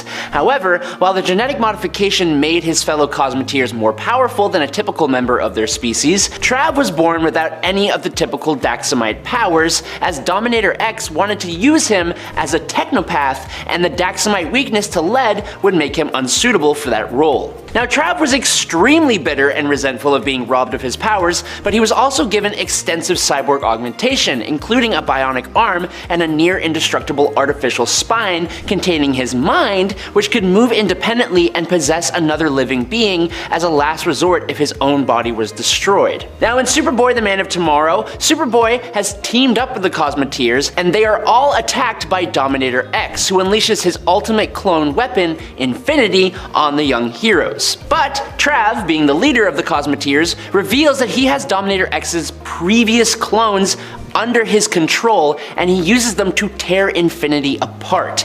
But then, Trav reveals that he's been making clones of his own, and specifically a clone of Superboy himself with all Superboy's strength but no personality or morals to guide it. He essentially made a giant living weapon for Trav or whoever gains control of it to use however they want, and that could be the beginning of a huge problem for the DC universe, and it's all thanks to Trav. Number 6, Tyrannos. Okay, so I may or may not be getting this correct, but the Elder God and Thor villain known as Tyrannos is a new and also not entirely new villain in Marvel Comics. His first actual appearance comes to us in Immortal Thor #1 from August of 2023, when the Elder God travels to New York, because of course he does, and here Tyrannos reveals himself to be from Utgard, or Utgard, and to be the Utgard version of Thor. So, essentially, to explain this, Tyrannos was an Elder God who was formed during the formation of the Earth. So yeah, he's from a long time ago. He was sealed away in Utgard for thousands of years by his sister, Gaia, who used to be believed to be Thor's mom, but now it's the Phoenix Force. Anyways, Utgard is a place that is outside of reality, and it is a place that we have actually seen before. Utgard is the realm of those who sit above in shadow, essentially the gods of the gods. These guys are the ones that Thor probably upset when he was Rune King Thor and basically destroyed the cycle of Ragnarok.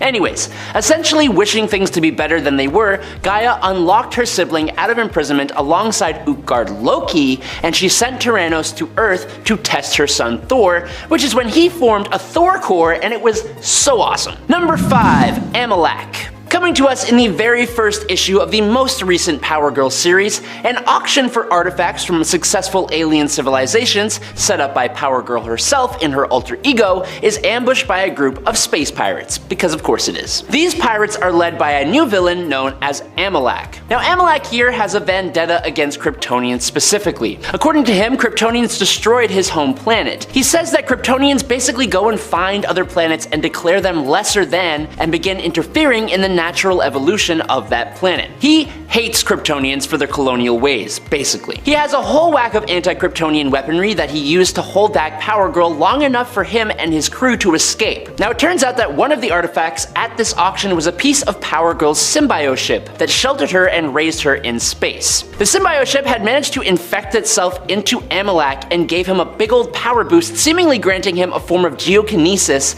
as well as enough superhuman strength to actually do some real damage to Power Girl. But Power Girl did some damage back, and then Amalek basically ripped his own eye out and disappeared into the sea. So we have to see what will happen next with this character. In at number 4 today is Muzzle. Muzzle is another villain who may actually turn out to be an ally to the heroes given some time. Now starting off as a low-level criminal, Muzzle appeared in Marvel Voices Pride 2023 in the 8th mini-stories within this comic called No Trespassing, Beware of Dog. As part of a crew called the Commune, who are described as a Robin Hood-esque queer human anarchists who live and work together, this group broke into Stark Unlimited Pharmaceuticals to steal hormones to counteract the crazy wait times for trans healthcare in New York City. But they were also stealing insulin, among many other things. As they were making their escape, they were stopped by none other than Spider-Man, which is when the Commune sicked Muzzle on him. Muzzle turns out to be the result of an experiment to create a human symbiote hybrid. When he was born with a large symbiote mouth, fangs, and a prehensile tongue, his mother was pretty freaked out and abandoned him to his grandparents, Dory and Grover. Because of his appearance, Muzzle was an outcast, and so he ran off to New York and joined the the Commune. When Muzzle faced Spider-Man, he gave Peter a massive bite, was able to absorb Spider-Man's webs and the electric charge from Spidey's web shooters,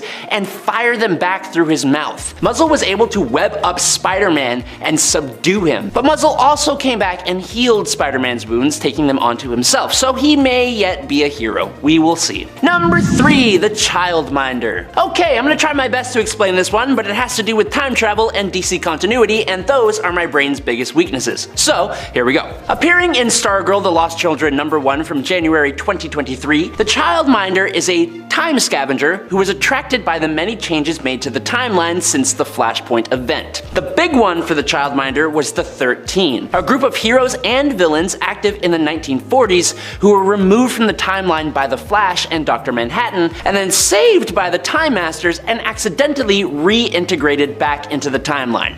I don't know. 8 of these 13 were the forgotten sidekicks of Golden Age heroes. As the young members of the 13 did not have a proper place in history, the Childminder was able to pull them to Orphan Island, an uncharted island in the Pacific Ocean where time was frozen. She also snatched some kid heroes who had not been erased at all. So, as one of the creepier villains introduced this year, the Childminder gives strong, like, Baba Yaga vibes, evil witch, Hansel and Gretel vibes, that kind of thing, especially with her whole goal of restoring her own youth and how she's like half bird. It's really weird. I need to do more reading on this, but definitely an interesting villain, and she's now in the form of an egg. So, that's something. In at number 2 today is Ogdu Fraze. He may have a silly sounding name, but Ogdu Fraze may very well be the Marvel Multiverse's next big bad. Ogdu is actually Ben Grimm, aka the Fantastic Four's The Thing's latest enemy, appearing in his 2023 series. Now, Ogdu Fraze has laid claim to the Marvel Universe's most dangerous weapons and artifacts,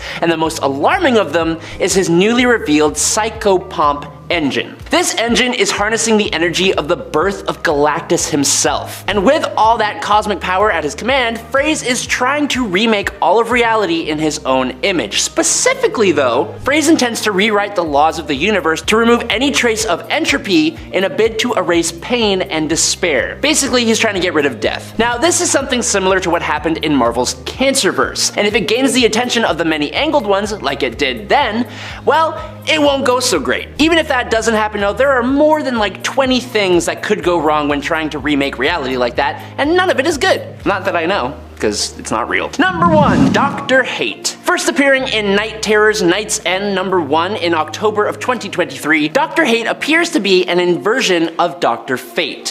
Where Dr. Fate is an agent of the Lords of Order, Hate is an agent of the Lords of Chaos. Now, we don't actually know who it is under the helmet of Hate, but whoever it was made a deal with Amanda Waller to be empowered as Dr. Hate using the Nightmare Stone and the helmet, which she had her operatives retrieve during the Lazarus Planet and Insomnia's assault on Earth. As Dr. Hate, his goal is basically to further the cause of the Lords of Chaos, but thanks to Amanda Waller granting this individual the power, she requires Dr. Hate's assistance in her own schemes. He has a vast level of magical power, especially chaos magic, giving him control over the Red that allowed him to repress Beast Boy's mind when he took on the form of Starro the Conqueror. He has dimensional travel abilities allowing him to enter and exit the kingdom at will, and as well as summoning, flight, teleportation, and telepathy, Hate can leave a mark of chaos in a person which infects them with supernatural spores that transform them into a monster and allow him to control them. Very cool. The Wonder Twins weren't exactly members of the Justice League, but they were interns. And honestly, I think the whole concept of them acting as interns at the Hall of Justice is so cute that I figured I would include them here. I also just really like the Wonder Twins, and I don't think they get mentioned enough, so I was happy when I thought of them as potential picks for this list. The Wonder Twins have the power to shapeshift.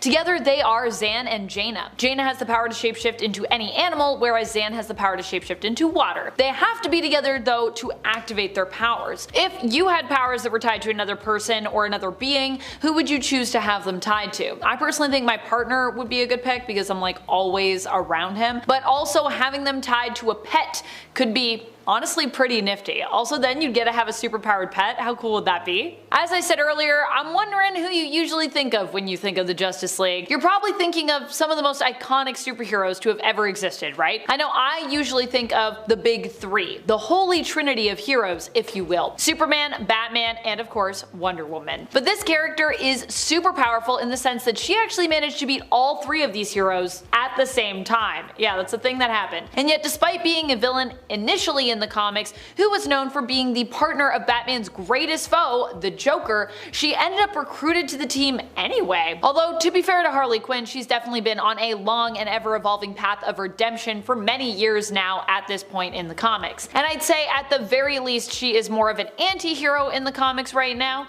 or even, perhaps even a full-on hero, dare I say. Harley was initially recruited to join the Justice League team after the main roster was believed to have died. Even Harley acknowledged that she might not be the best fit for the heroic team dynamic though. When it comes to the Justice League, most people wouldn't think that trained assassins would fit in well with this team either. After all, isn't that a profession usually, you know, more reserved for villains? However, when it comes to trained assassin Damian Wayne, it's not too surprising to consider, as he's also the son of one of the most well-known Justice League members and leaders, Batman, and Batman's current sidekick, Robin, in the comics. More recently, Damian was recruited to join a new team roster by his best friend, John Kent, the son of Superman. Ted Kord is someone more commonly associated with the Justice League, but some might be surprised, and hopefully delighted to learn, that Jaime Reyes, the new Blue Beetle, has also joined up with the team more recently. Jaime didn't make his first appearance until Infinite Crisis issue number 3 back in 2006. Unlike Ted, his suit was not something he made himself, but instead was basically an alien weapon that he bonded with through symbiosis,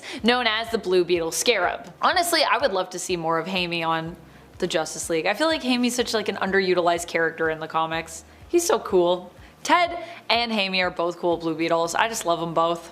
Dr. Light isn't the newest of those mentioned in this video to join the League, but she is still a relatively, I would say, new character and member who has some pretty impressive powers. In the comics there are actually two Dr. Lights. Now one is Arthur Light, who is a super retro, super old character. He's like from way back in the 60s I believe, more known for his time as a villain, and the other is Dr. Light Kimio Hoshi, a scientist who ends up becoming a reluctant hero and also ends up kind of married to the original Dr. Light, Arthur Light. It's a thing that happened. Kimio's powers allow her to control light, allowing her to absorb it, project it, manipulate it, use it to create constructs, and transform into it, allowing her to phase, which I think is one of the most OP powers of all time, to be honest with you. While Dr. Light was a member of the Justice League in the previous New Earth continuity, yes, I know that, her Prime Earth continuity version wouldn't join up with the team until a little bit more recently in the comics, and she's always been a character who just kind of feels like she's on the fringes when it comes to her involvement in the Justice League, so every time she like joins back up with them, I'm like, oh yeah, Dr. Light, and I feel like she just is not around as much, so yeah. Case in point, when she was recently invited back on the team by John Kent, only for his proposed team roster to basically be turned down. In the Prime Earth continuity, mention of her being a member of the Justice League happened as earliest as Blackest Night, I believe, if not before then, but yeah, still pretty recently I'd say, still modern. Although yeah, I know there's gonna be people that are gonna say, but New Earth, it was the 90s and the 80s, and you're correct, but it's technically a different version. I never know what to do when I come across these like continuity divides. I'm like, there's New Earth and there's Prime Earth. They're kind of the same, but they're also different. DC Comics, continuity, what's up? What if I told you a fictional monster recently made their way onto the Justice League for a brief time? Would you believe me? Well, believe it, because it happened when Frankenstein was recruited to the team by Superman's son, Jonathan Kent. Even as I say these words, they do not sound real to me, but yes, this happened. Granted, the addition of Frankenstein to the team as a replacement roster, like previous members I've talked about that were suggested, was of course also rejected by Black Adam. But ultimately I do think Frankenstein, had he been allowed to remain, would actually make a pretty solid member as a seemingly immortal, super strong and durable zombie. Because that's what he is. In the comics, Frankenstein is a zombie who, like in the original story written by Mary Shelley, was created by Dr. Frankenstein. However, whereas in the novel, electric current was used to reanimate the assembled corpse parts. In the comics, alien blood played a crucial role in Dr. Frankenstein's corpse reanimation experiment. Aquaman also recently joined up with the Justice League, and if you're thinking, wait a minute, he's been a long time member and is not really new, Amanda, we are likely not thinking of the same Aquaman here. Allow me to expand. For the purpose of this video, I'm talking about Aquaman Jackson Hyde. Yes, Hyde as in David Hyde. This Aquaman is the son of Arthur Curry's sworn enemy, Black Manta. In fact, Jackson for a time was known as Aquaman's second in command, his protege or his sidekick, Aqualad. He used this name while operating as a member of the Teen Titans, but would eventually outgrow it and of course come to be known by the mantle of Aquaman. He is half Atlantean through his mom's side, as she was a Zebellian, a splinter group of Atlanteans from the Kingdom of Zebel who rebelled against the Kingdom of Atlantis. Also, I love that Zebel and Rebel, just, you know what I mean? That parallel, something about that I really like. Jackson was temporarily recruited by Jonathan Kent to join up with the Justice League to replace the main roster after they seemingly perished during Dark Crisis in the Death of the Justice League story. Of course, don't worry, they were fine, but now the Justice League is taking some time off, so kind of just in this weird limbo period with them. But hey, we got the Titans, current premier superhero team. I love it. The Justice League have made some interesting recruiting choices in recent years. One of their most surprising recruits to some may be in their choice to welcome longtime Shazam villain Black Adam onto their team. Huh? However, I think the important thing to consider here is Black Adam's more recent history. Sure, he's been a villain for a long time in the comics, but in recent years he has actually acted as more of an anti-hero, being more known as a strong and loyal protector for his people and the land of Kandak. Even, yes, going on to earn a place on the Justice League.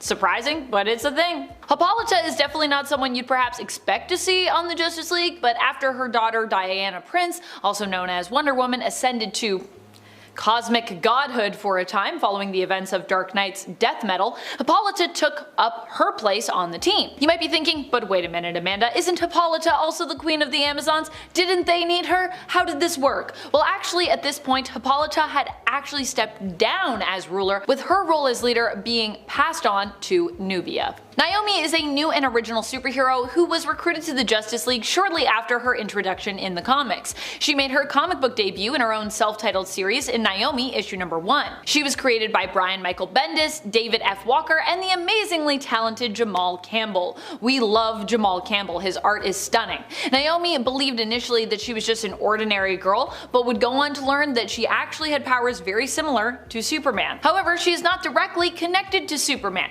She is not a Kryptonian, but instead is a young woman, not just from another world, but from basically another reality entirely. On her Earth, there was a battle between a small group who discovered they had powers after being exposed to radiation, which had kind of leaked into the Earth's atmosphere as a result of an environmental collapse. Naomi is the sole daughter of those who developed powers. It seemed initially as though they were all unable to procreate until her mom gave birth to her. Jealous, superpowered Zambado attempts to snuff out Naomi's life, but she is sent away just in time to safety through a portal, ending up of course on Prime Earth. When her powers manifested, she ended up seeking aid and mentorship from Superman after escaping Zambado, who had attempted to once again recapture her years after her escape. Killmonger had his own sim called Injuraka, named after Eric Killmonger's Wakandan name. Eric became a warrior for the intergalactic empire of Wakanda, but the Emperor started getting the vibe that Eric wanted to overthrow him. To stop this from happening, he sent Eric on a mission he hoped he wouldn't come back from, as the place was crawling with shadow people, Cronins, and of course Sims. That backfired so hard, it's crazy. Not only did Eric survive, he managed to find the one Sim that he could bond with because they shared a mutual hatred of the Emperor. That's kind of funny, sorry. The bonded pair did in fact put an end to the Emperor and then became the new Emperor. Eventually, you know, the bonded pair got in a big fight with T'Challa, and at the end of it, Eric was caught in an explosion of a planet's core. The body for Eric died, but the soul survived because the sim survived and carried it with it. There was a resurrection ceremony, but he did still die in the end. There was a moment when he was ridiculously powerful though. The sim on its own made Eric powerful, giving him advanced everything like speed and strength and reflexes, stamina, also a healing factor, matter generation abilities, and shapeshifting. The true power of the sim unlocked when he drained the powers of Bast. That's right, the child of Ra, Black Panther goddess, so he was truly overpowered for that era. Deadpool has been around the block, so to say, too many times to count. In every sense, this man has done everything in the Marvel Universe, including bonding to a sim. Agent Deadpool was the name taken on here, and he first appeared in 2020 on Earth 1051. To fight the Codex Hive, the Sim Soldier program was created, and Deadpool, of course, bonded with a sim because of it. Agent Deadpool has very similar powers to Venom and powerful regeneration abilities because he has the Sim's regeneration and Deadpool's regeneration. He was also decked out with lots of spikes and weapons. Rascal was originally an offshoot of Bedlam that was left to Kang the Conqueror, off to a great start there. Then the sim was sent to the 21st century on Earth 616 and hybridized with a Carnage sim sample. Then he was stolen, kidnapped by Dylan Brock and Venom, and offered to Normie Osborn so Normie could help Dylan rescue his dad. So quite the origin story, huh? Normie in the past had bonded with Carnage and didn't enjoy it, so he wasn't super stoked to bond with Rascal, but did it anyway to help his friend. Rascal made Normie appear as a red, white, and black edition of the Red Goblin. Since the sim is technically really young, he is kind of like a really dangerous toddler. He is described as naive, inquisitive, and easily distracted. Me too. He also sometimes goes into something Normie calls goblin mode. It's a feral rage. He's completely feral. Turns out that the feral rage wasn't the sim's fault, it was actually the human's fault. Was this discovered in a therapy session? Of course not. It was discovered in the heat of battle. Turns out goblin mode was just a manifestation of Normie's suppressed, deepest, darkest desires. Though the sim is young, he still has all the usual powers like strength and speed and a healing factor. Plus, his powers are very similar to what Carnage has going on since he was a hybrid of Carnage, so that means Rascal is capable of a lot of what Carnage is, like telepathy, wall crawling, webbing, among other things. Rascal can shapeshift, he turns his arms into blades. Void Knight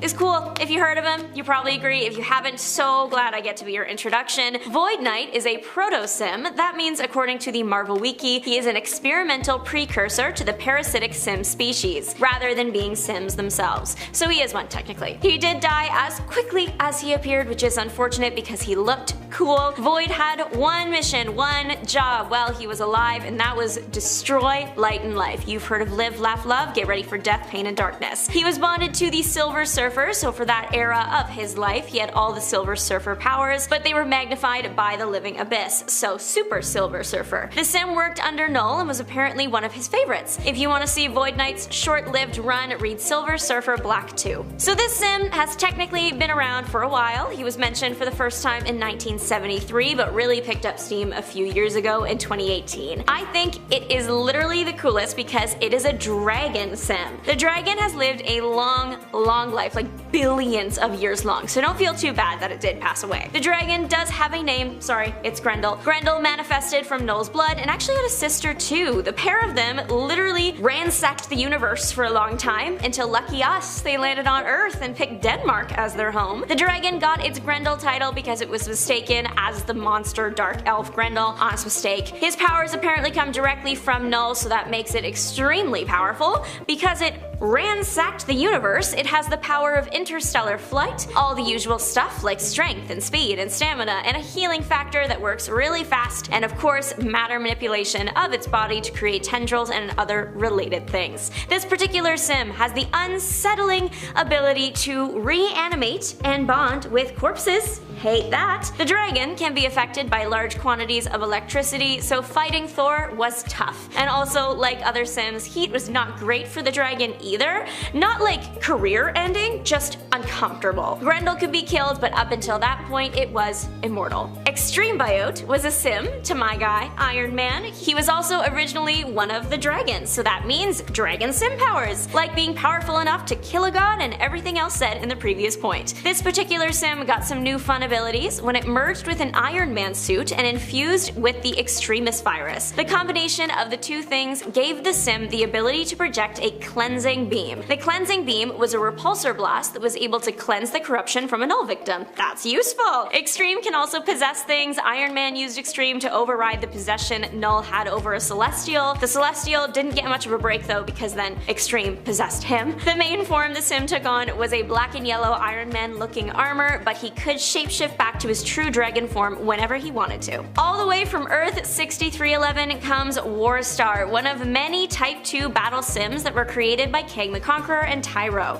This sim is known for following the rules, a real stickler for protocol. He kind of resembles a robot in the way he behaves. The robot sim, he's not really a robot, is very loyal to Kang and did go up against him once, but it was a training exercise. Still, going up against Kang is tough. Not that I would know personally, but I've read about it. The sim is fun because he can take on a human-esque form without a host. He also has cybernetic enhancements to his body, at least it looks that way, that let him transform his body into various weapons, even replicating Kang's time sword. Lots of sims are sensitive to fire, but Warstar doesn't seem to have that problem, as he can turn parts of his body into a flamethrower. He debuted in Venom Volume 5, Issue 8. Serpent also debuted in Venom Volume 5, but this time it was Issue 13. Serpent started out as a mindless sample of living abyss. It soon gained consciousness from the residue of Eddie Brock's rage and bloodlust. Iconic. Imagine being filled with and expelling so much rage you spawn a sim. Though the sim gained consciousness, it was still slightly mindless and acted mainly with base instincts, so that means it went on lots of brutal rampages. Serpent also had powers from King in Black and used the last of it to escape a fight with Thor and throw its consciousness away through space and time. The physical form that was left in Remnants, and those bonded with Donald Blake and merged with Hellner. So this sim has the powers of King in Black, your average sim,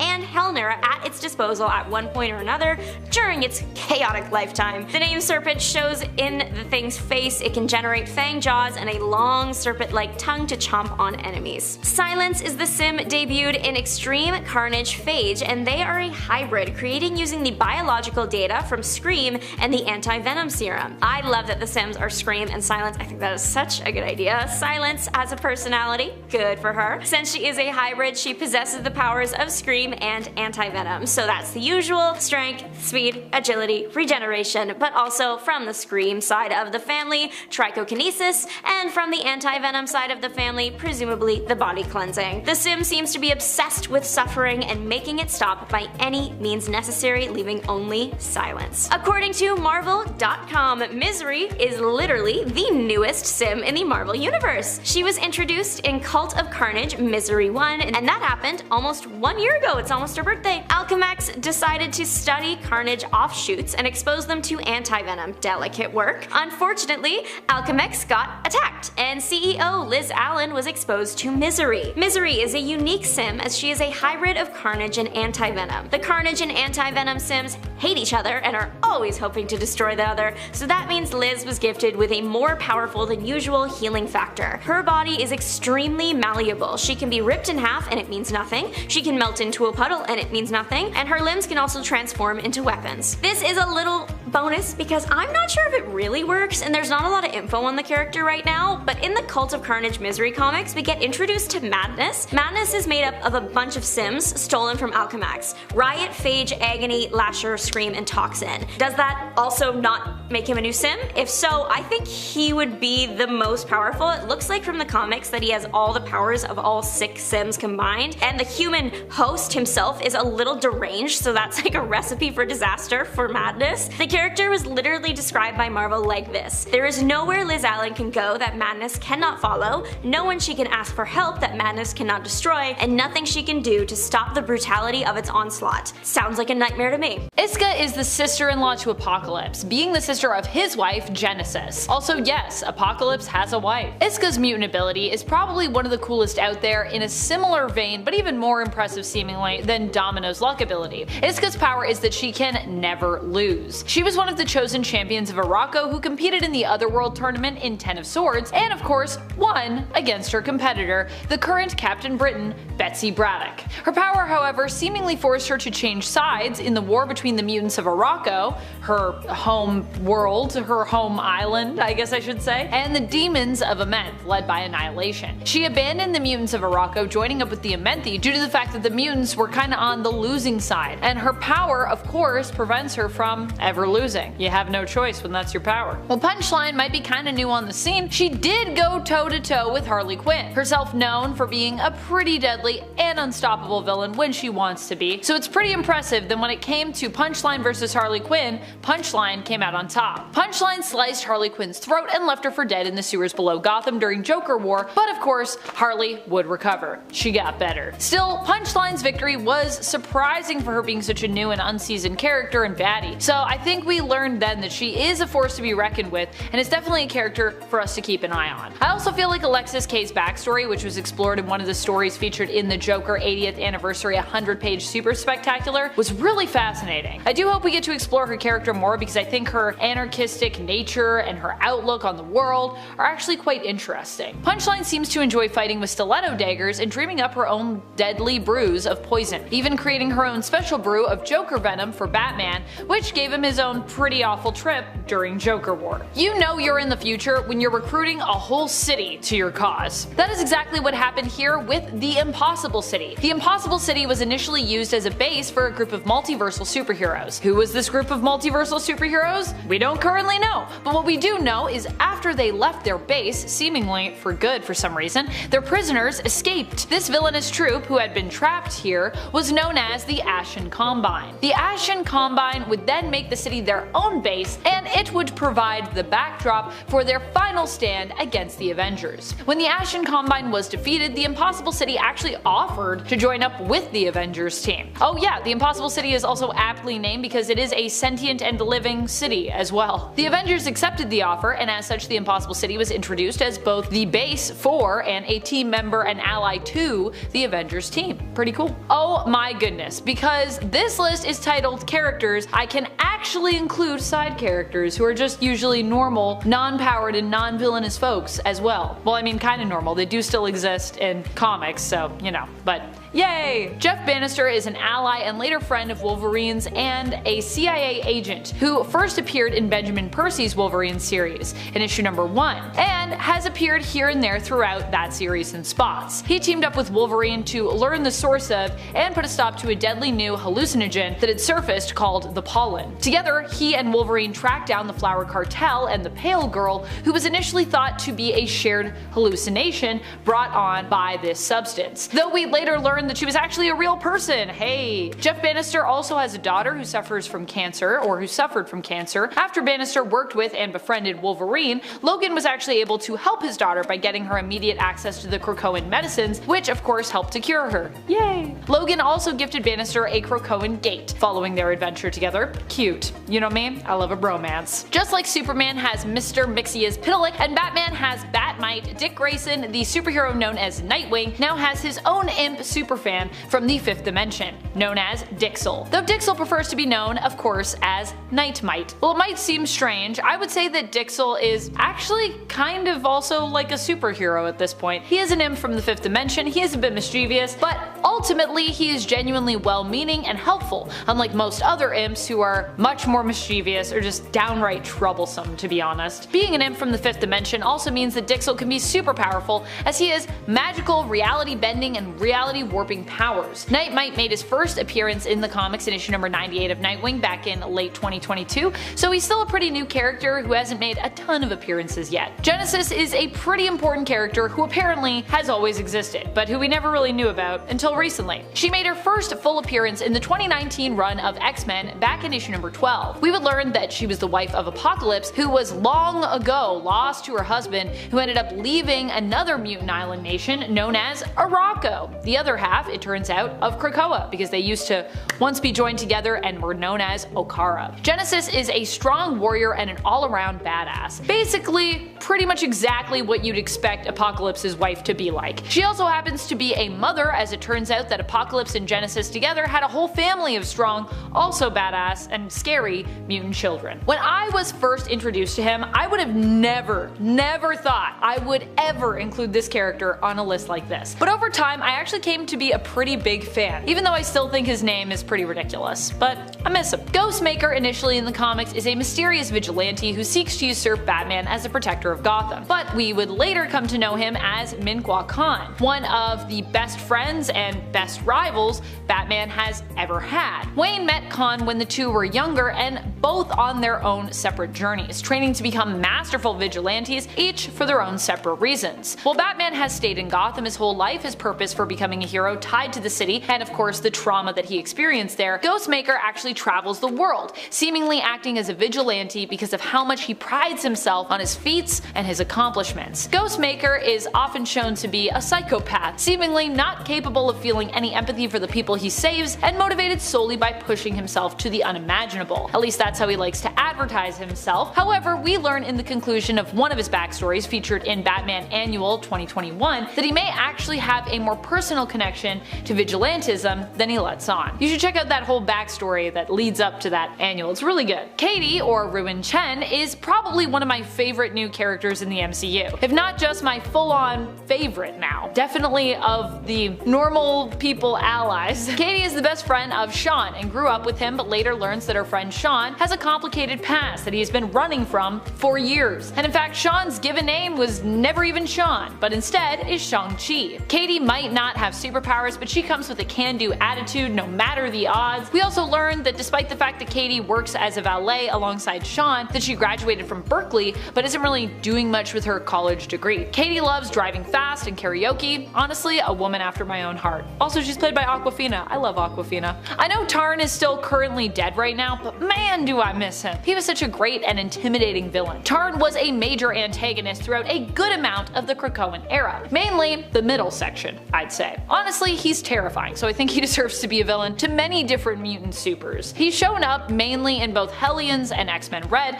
acting as a villain who also opposes another fellow villain who's still kind of villainous, but you know, is supposed to be, at least at the time, was supposed to be on the good side. Mr. Sinister and his team of unlikely heroes, the Hellions. Poor Hellions, oh, so sad. Tarn also fought against Storm, who had become regent of planet Arakko, formerly known as Mars. Don't worry though, Storm beat him in combat. Yes. Even though Tarn sat on the Great Ring of Arakko, their governing body, he still seemed like he was always planning something terrible, always up to some kind of vile mischief. And honestly, he probably was. He's basically like the Arakko version of Sinister, which makes him infinitely more dangerous and overall, I would say, worse. I mean, worse in a good way though, for a villain. Tarn made his first appearance in Hellions in issue number 6 in 2020 and was created by Zeb Wells and Carmen Carnero. Horticulture is probably one of my favorite new villain teams and, honestly, groups of characters we've seen thus far in the Krakoan era. I still love them, I always come back to them, they're just great. They're a team of elderly women who are scientists, specifically working in botany with plants. Their goal is to eliminate a large chunk of the human population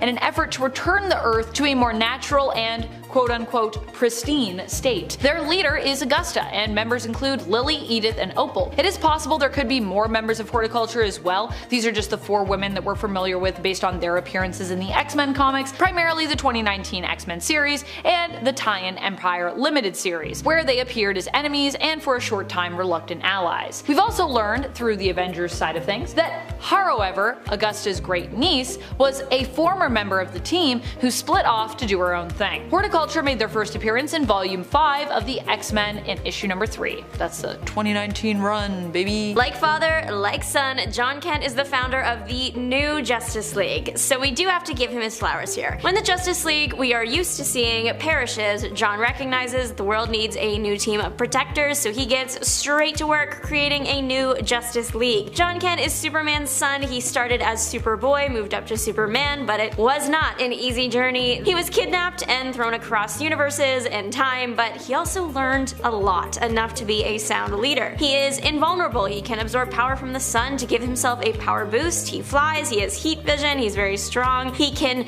make himself explode. It's called a solar flare. He expels a lot of energy pretty much. He has the X-ray vision, he's very fast, and there's even more he's capable of that hasn't even been discovered yet. But despite all that, one very specific thing, kryptonite can still have a seriously negative effect on the hero. we have to talk about Damian Wayne, also known as Robin, also known as John's best friend. They started out really rocky, like fighting all the time, interventions, you kinda know the vibe, but eventually grew to be good teammates and friends because they were forced to work together. It makes sense that Damian would be on Kent's new Justice League since they fought as a team so much. Damian is also just someone you want on your team. His resume goes crazy. If you look at the abilities section on his character wiki, it is like a master list of every human-based ability one could ever develop. To rattle off some of these skills we know Damian for: martial arts, disguise, investigation, archery, stealth, sword fighting, and clearly more. In addition to the ridiculously long list of skills, he has the Wand of Clarion,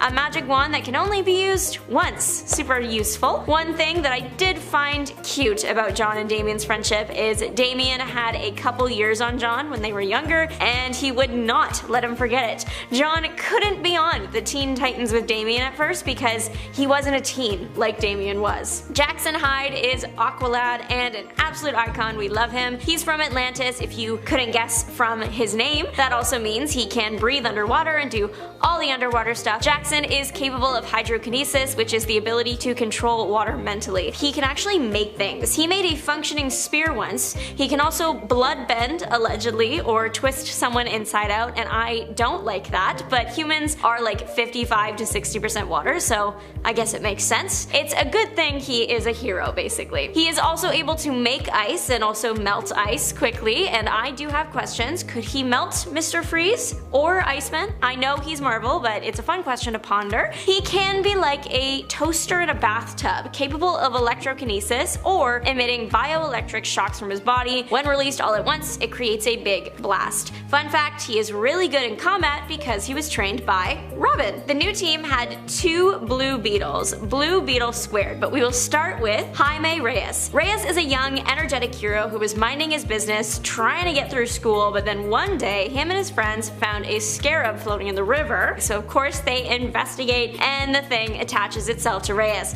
Now, he is the host for this scarab. Throughout his hero lifetime, he has joined the Justice League International and of course John's new Justice League. The scarab gives the kid the majority of his powers in the form of a super suit, of course, the Blue Beetle armor. The armor can change shape, used mainly to create weapons, wings, and to look cool. He can also manipulate energies in the suit, making energy shields or energy pulses that cause serious damage to anything in close vicinity to the hero. So that is one of the Blue Beetles. The other Blue Beetle, that is Theodore Cord. He's a bit low on self-esteem, but he's got the spirit. He's also the benefactor to Reyes Blue Beetles, so they are connected in more than just the name. He is very intelligent and a skilled inventor, and also the heir to a company, so he is in a place to be a benefactor. Theodore developed a super suit, but wasn't superheroing. He was holding back because heroes without a set name or a clear look would sometimes just be assigned silly names, and his confidence was already very low. I don't know if he would survive that, but as fate would have it, an interaction with his neighbor, the Golden Age Blue Beetle, would have him taking up that mantle in no time. Theodore would end up joining Justice League International and Kent's new Justice League. A hero we will talk about next, Booster Gold, is Theodore's best friend. They started out as not friends at all, but they are at friendship bracelet level now. There was once a time when Theodore was offered a spot on the Justice League proper, and he gave it up because Booster Gold wasn't invited. That's a friend for life right there,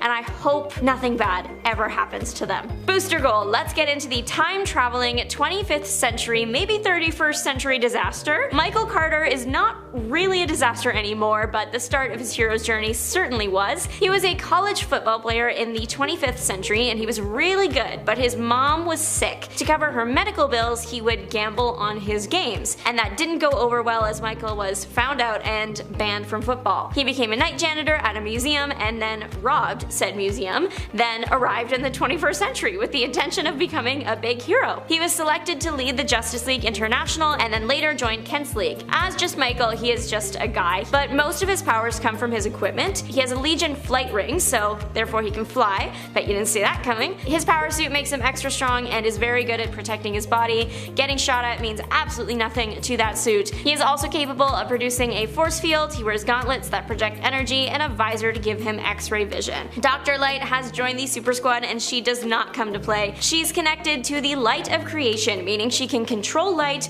manipulate it to her will. This is known as photokinesis. Dr. Light didn't tap into the full extent of her powers for a long time, but then she entered the orrery of worlds and all bets were off. She put the power to good use. Team Justice Incarnate was exorcised of the Great Darkness in no time. I think it's cool how she can absorb Kryptonian heat vision because technically, yeah, that is a form of light. She can also throw it back at people or things and it might even be more powerful than when it was absorbed. She can project light blasts and turn herself into light. She is literally the sun. When she does turn into light, she can pass through transparent material like glass. She also can fly because she is that girl. Dr. Light was once married to a supervillain who also went by Dr. Light at one point. They divorced and she ended up looking back on the relationship with disdain. She also joined Kent's new league. Lady Gaga, also known as Harley Quinn, joined Kent's new league. It really is just like the strangest assortment of heroes, but I kinda love it. Harley was a good choice for the team. She is just the right amount of unhinged. She is immune to most poisons, but she is allergic to cats, which I think is very, very tragic, and I'm so sorry, girl. She can fight, she can flip, she can fire any form of weapon, and she is sneaky. Having Harley on the team was a real asset, but also a problem at first because she spent most of her life as a villain, and Black Adam told League leader John that his team wasn't ready to fight because he had former villains on his team. I think we should give people a second chance, but that is just me. Harley was also part of another league called the Justice League of Wisdom, created to counter the Omega Titans. Reformed villain Frost seems super cool, pun intended. She has one of those names that you know what's going to happen to her. Her name is Caitlin Snow. It would be more surprising if she didn't get ice-based powers at some point. So she is a scientist and she was working on this engine, but then the engine was going to be used by evil people and that's not allowed. So Caitlin ripped out the wires to the engine's coolant system. She did a good thing that resulted in a pretty bad thing for her. She ended up bonded to ice. She craves heat, so that means heat vampire absorbs it from those around her. If she doesn't do this, her body starts shutting down. Usually it's a harmless thing, but one time she was locked in a freezer purposefully by a villain, and she was only able to get herself back to a livable state by almost absorbing all of someone else's heat. Frost joined Suicide Squad for a minute there, but her heart lies with heroes, so she joined the new Justice League of America soon after. Frank is a good one to know, but you might know him as Frankenstein's monster. This guy has joined the Justice League Dark and Justice League United, so he has range. For a long, like a few major world conflicts long time, Frank fought with Shade, even becoming a leader in a Shade project, but things started getting rocky with the relationship, so when the opportunity to join the Justice League Dark showed, he took it. Frank stuck around until it disbanded during New 52. Frank is going to be around for a long time since he is undead. He is also then immortal, but on top of that, he doesn't need to eat or breathe or drink. The undead guy has fought in too many wars to count and has won too many battles to count. As a zombie, he is very strong and his stamina is amazing. He is good with most weapons, his hands, guns, and swords especially. The only downside that comes with his Frankenstein status is that he can't heal. So if any injury happens and it's severe enough, he has to replace the whole section with a new body part, Frankenstein style. Frank seems like a super interesting character and I can't wait to see even more of him. While others on the team might have the greatest potential for power, Robbie Reyes is a bit more experienced when it comes to his powers. And even when he was less experienced, he accidentally killed one of the previous Star Brands, Kevin Connor, in Marvel Legacy, which is pretty crazy. For those reasons, I thought we should include him on this list. Robbie Reyes first appeared in 2014 in All New Ghost Rider issue number 1. While debuting in the comics during the All New initiative, like the title claims, he is also an all-new Ghost Rider. During a street race gone wrong, Robbie was killed and ended up possessed by the ghost who haunted the car he was driving, becoming the new Ghost Rider. He joined up with the Avengers around 2018, joining them in their battle against the Dark Celestials. Personally, Robbie is actually one of my favorite Ghost Riders, and I think Ghost Rider in general as a character makes a great addition to the Avengers team. Ghost Rider's just so powerful. Weapon America is one of the members of a multiversal team of Avengers that we saw appear in Avengers Assemble Omega. This was a big comic with a lot of new Avengers, both in terms of characters who are new and new recruits to the team in general. First introduced, Weapon America is a member of the Howling Commandos on his Earth 20504. He seems to be a combination of multiple characters in terms of his appearance, abilities, and likeness, appearing as a blend of Captain America, Wolverine with some nuke mixed in as well. He's got the nuke tattoo and everything. And also, yes, if you were wondering, this is one of the Avengers that's also part of Avengers Prime team. Loki Avengers Prime, not 2013 Avengers Prime. Next up, Mr. Sweeney, aka the Bruiser?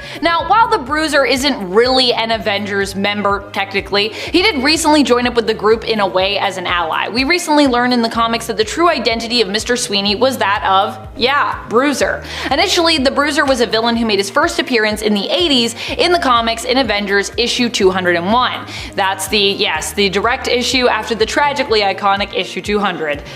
Yeah, that issue 200. In issue 201 though, Jarvis actually takes on the Bruiser on his own. He finds out that the Bruiser has been terrorizing the neighborhood of the Bronx, and specifically Jarvis's mom, who lives there. In retaliation, Edwin Jarvis takes on the Bruiser himself, refusing to call the Avengers for a matter that he feels can just be easily handled with some help from himself by the neighborhood. Jarvis boxes the Bruiser and inspires the people in the neighborhood to unite and rise up against the Bruiser, and in the end, the Bruiser is basically forced to admit defeat and he ends up retreating. Now it seems years later, appearing as Mr. Sweeney, that the Bruiser has turned over a new leaf and instead of fighting against Jarvis has actually found employment as his assistant. I kind of love it. More an Avengers ally here than a straight up Avenger, but this was such a cute little cameo and like callback to the 80s, I just had to mention it. It's so random and I kind of love it. Although weirdly, this version of Nighthawk was actually a Mephisto creation. Kyle Richmond, or this version of him anyways, normally of the Squadron Supreme, ended up being recruited by the Avengers to help them in their fight against Mephisto. Perhaps it was because of his desire to do good as he is a hero, or his personal agenda against Mephisto,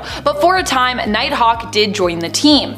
Nighthawk is not normally considered to be a new character and has joined up with Captain America's Secret Avengers in the past as well during Civil War I, at least he did for a very short time, but technically that was a different Nighthawk, as this one is the one that is believed to have come into existence in 2018 as a construct that Mephisto created to be a member of Agent Phil Coulson's Squadron Supreme of America. Yeah. Oh, comics. I'm not exactly sure when this next member of the Avengers joined up with the team fully, specifically anyways, but I think in regards to the comics it would be somewhere around early 2023, when the multiversal Avengers were coming together as a team in the culmination of Jason Aaron's Avengers run. Yeah, Avengers Prime Multiversal Avengers, that multiversal Avengers. Captain Carter was one of the heroes who appeared there. Now if you are an MCU Peggy Carter or Haley Atwell fan like me, then you know Captain Carter from Multiverse of Madness and Marvel's What If animated series. But guess what? It also seems this character, or some other version of this character at least, also joined up with the Avengers in the comics as well. She appears throughout the major final story arc of Aaron's run, appearing in the main Avengers series, in Avengers Forever,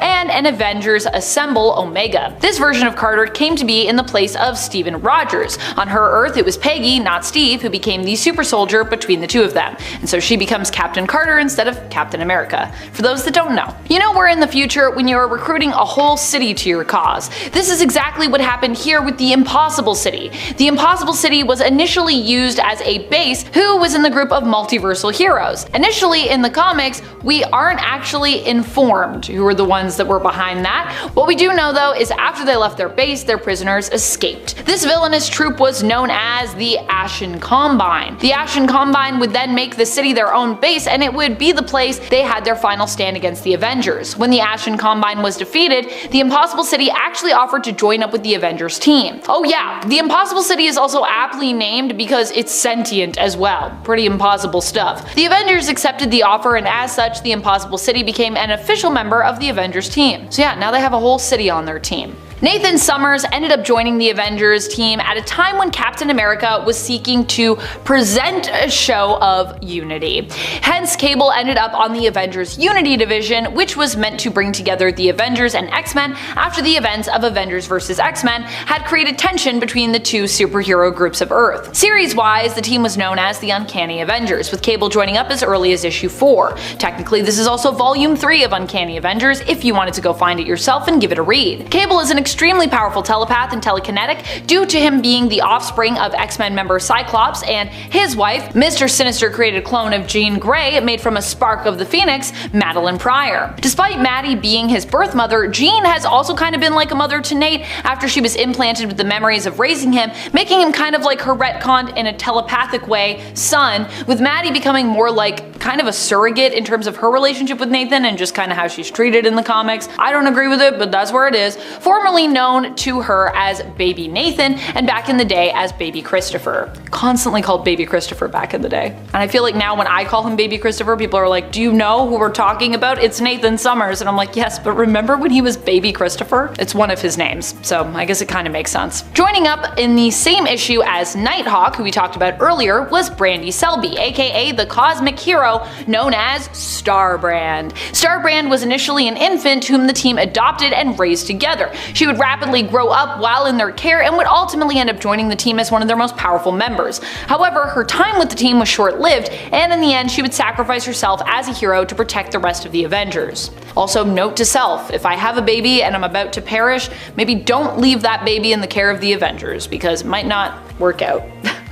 Avenger Prime was initially a name used by a character who was essentially all of the Avengers merged together. That version of the character made their first appearance in the 2013 Mighty Avengers series, but another character with that name also appeared much later on in the 2021 Free Comic Book Day Avengers and Hulk comic. There, Avengers Prime was shown to be the leader of the Deathlock Avengers forces who stand guard at the God Quarry, seeking to watch, protect, and warn against major multiversal threats and potential chronal collapses. We'd also come to learn that this Avenger Prime was actually an alternate reality version of Loki, who leads his own massive multiversal Avengers team. Yes, the one that characters like Weapon America appear on, and the Deathlock Avengers. Loki was forced to do this after coming to accept his very important role in the formation of the Avengers across the multiverse and across time. After attempting to dodge their assembling in his own timeline and acting as his Earth's sole protector, he accidentally caused the extermination of all life in his universe. Whoops. After attempting to end it all, Loki woke up in the God Quarry and found himself tasked with protecting all of time, assembling his own extensive team of Avengers to do so. But he was pretty embarrassed, so he mostly just kept to himself and stayed in the shadows. The Phoenix made her first appearance as a member of the Avengers a long time ago, way back in the past in 1 million BC, joining up with the prehistoric or Stone Age Avengers. How does this make her a new member? Well, while in canon this happened a long time ago, it wouldn't be revealed to us readers to have happened until the modern day, as the Avengers of 1 million BC first appeared in 2017 in Marvel Legacy issue number 1. So it's a super old character, but appeared pretty recently. Now when I say the name Pyro, most X-Men fans will think of St. John Alderdice, who has been around since the 80s, but that's not who I'm talking about today. Simon Lasker is the newest version of Pyro, debuting in 2017. When Lasker first manifested his mutant powers, Mesmero appeared to him in the form of Charles Xavier and brainwashed him into taking the name Pyro and joining a new Brotherhood of Evil Mutants. And this group of mutants were defeated by the X-Men and the brainwashing was broken. From there, he went on to join the X-Men Blue Team. Lasker's powers were very similar to the original Pyro, with the only difference being that he could generate his own flame, not needing an existing flame for him to control. Unfortunately though, the character went to the Pearly Gates in 2020, not to be seen since. Meanwhile, the original Pyro went on to join the Krakoan Marauders. Debuting in Wolverine and the X-Men Volume 2 number 1 in March of 2014, Lynn Lee, aka Nature Girl, started off at Jean Grey's school for higher learning. When Kitty Pryde relocated the X-Men to Central Park and the school was renamed to the Xavier Institute for Mutant Education and Outreach, Lynn Lee decided to join in. She became part of Jubilee's X team in Generation X Volume 2 number 2 in 2017. But after she witnessed some of the horrible things humanity was and is doing to the Earth and to nature, she instead became an eco-warrior fighting back against humanity, which makes sense given her powers. Nature Girl's powers are directly connected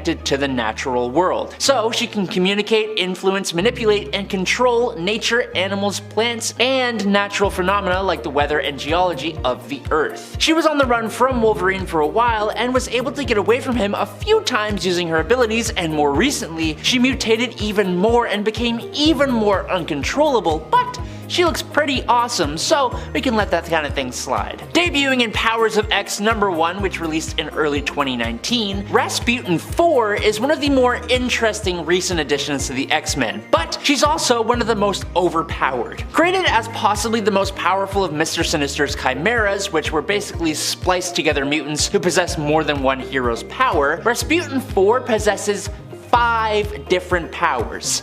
5. She has the osmium metal skin of Colossus, the telekinesis and telepathy of Quinton, the force fields of Gunther Bane, aka Unis the Untouchable, the intangibility of Kitty Pryde, and just to top it all off, she has the healing factor of X-23 Laura Kinney. So as you can imagine, she is a force to be reckoned with. And on top of that, she wields the Soul Sword. Currently, as far as I've read, Rasputin 4 is working pretty closely with Charles Xavier to fight back against Orchis and others during the fall of X.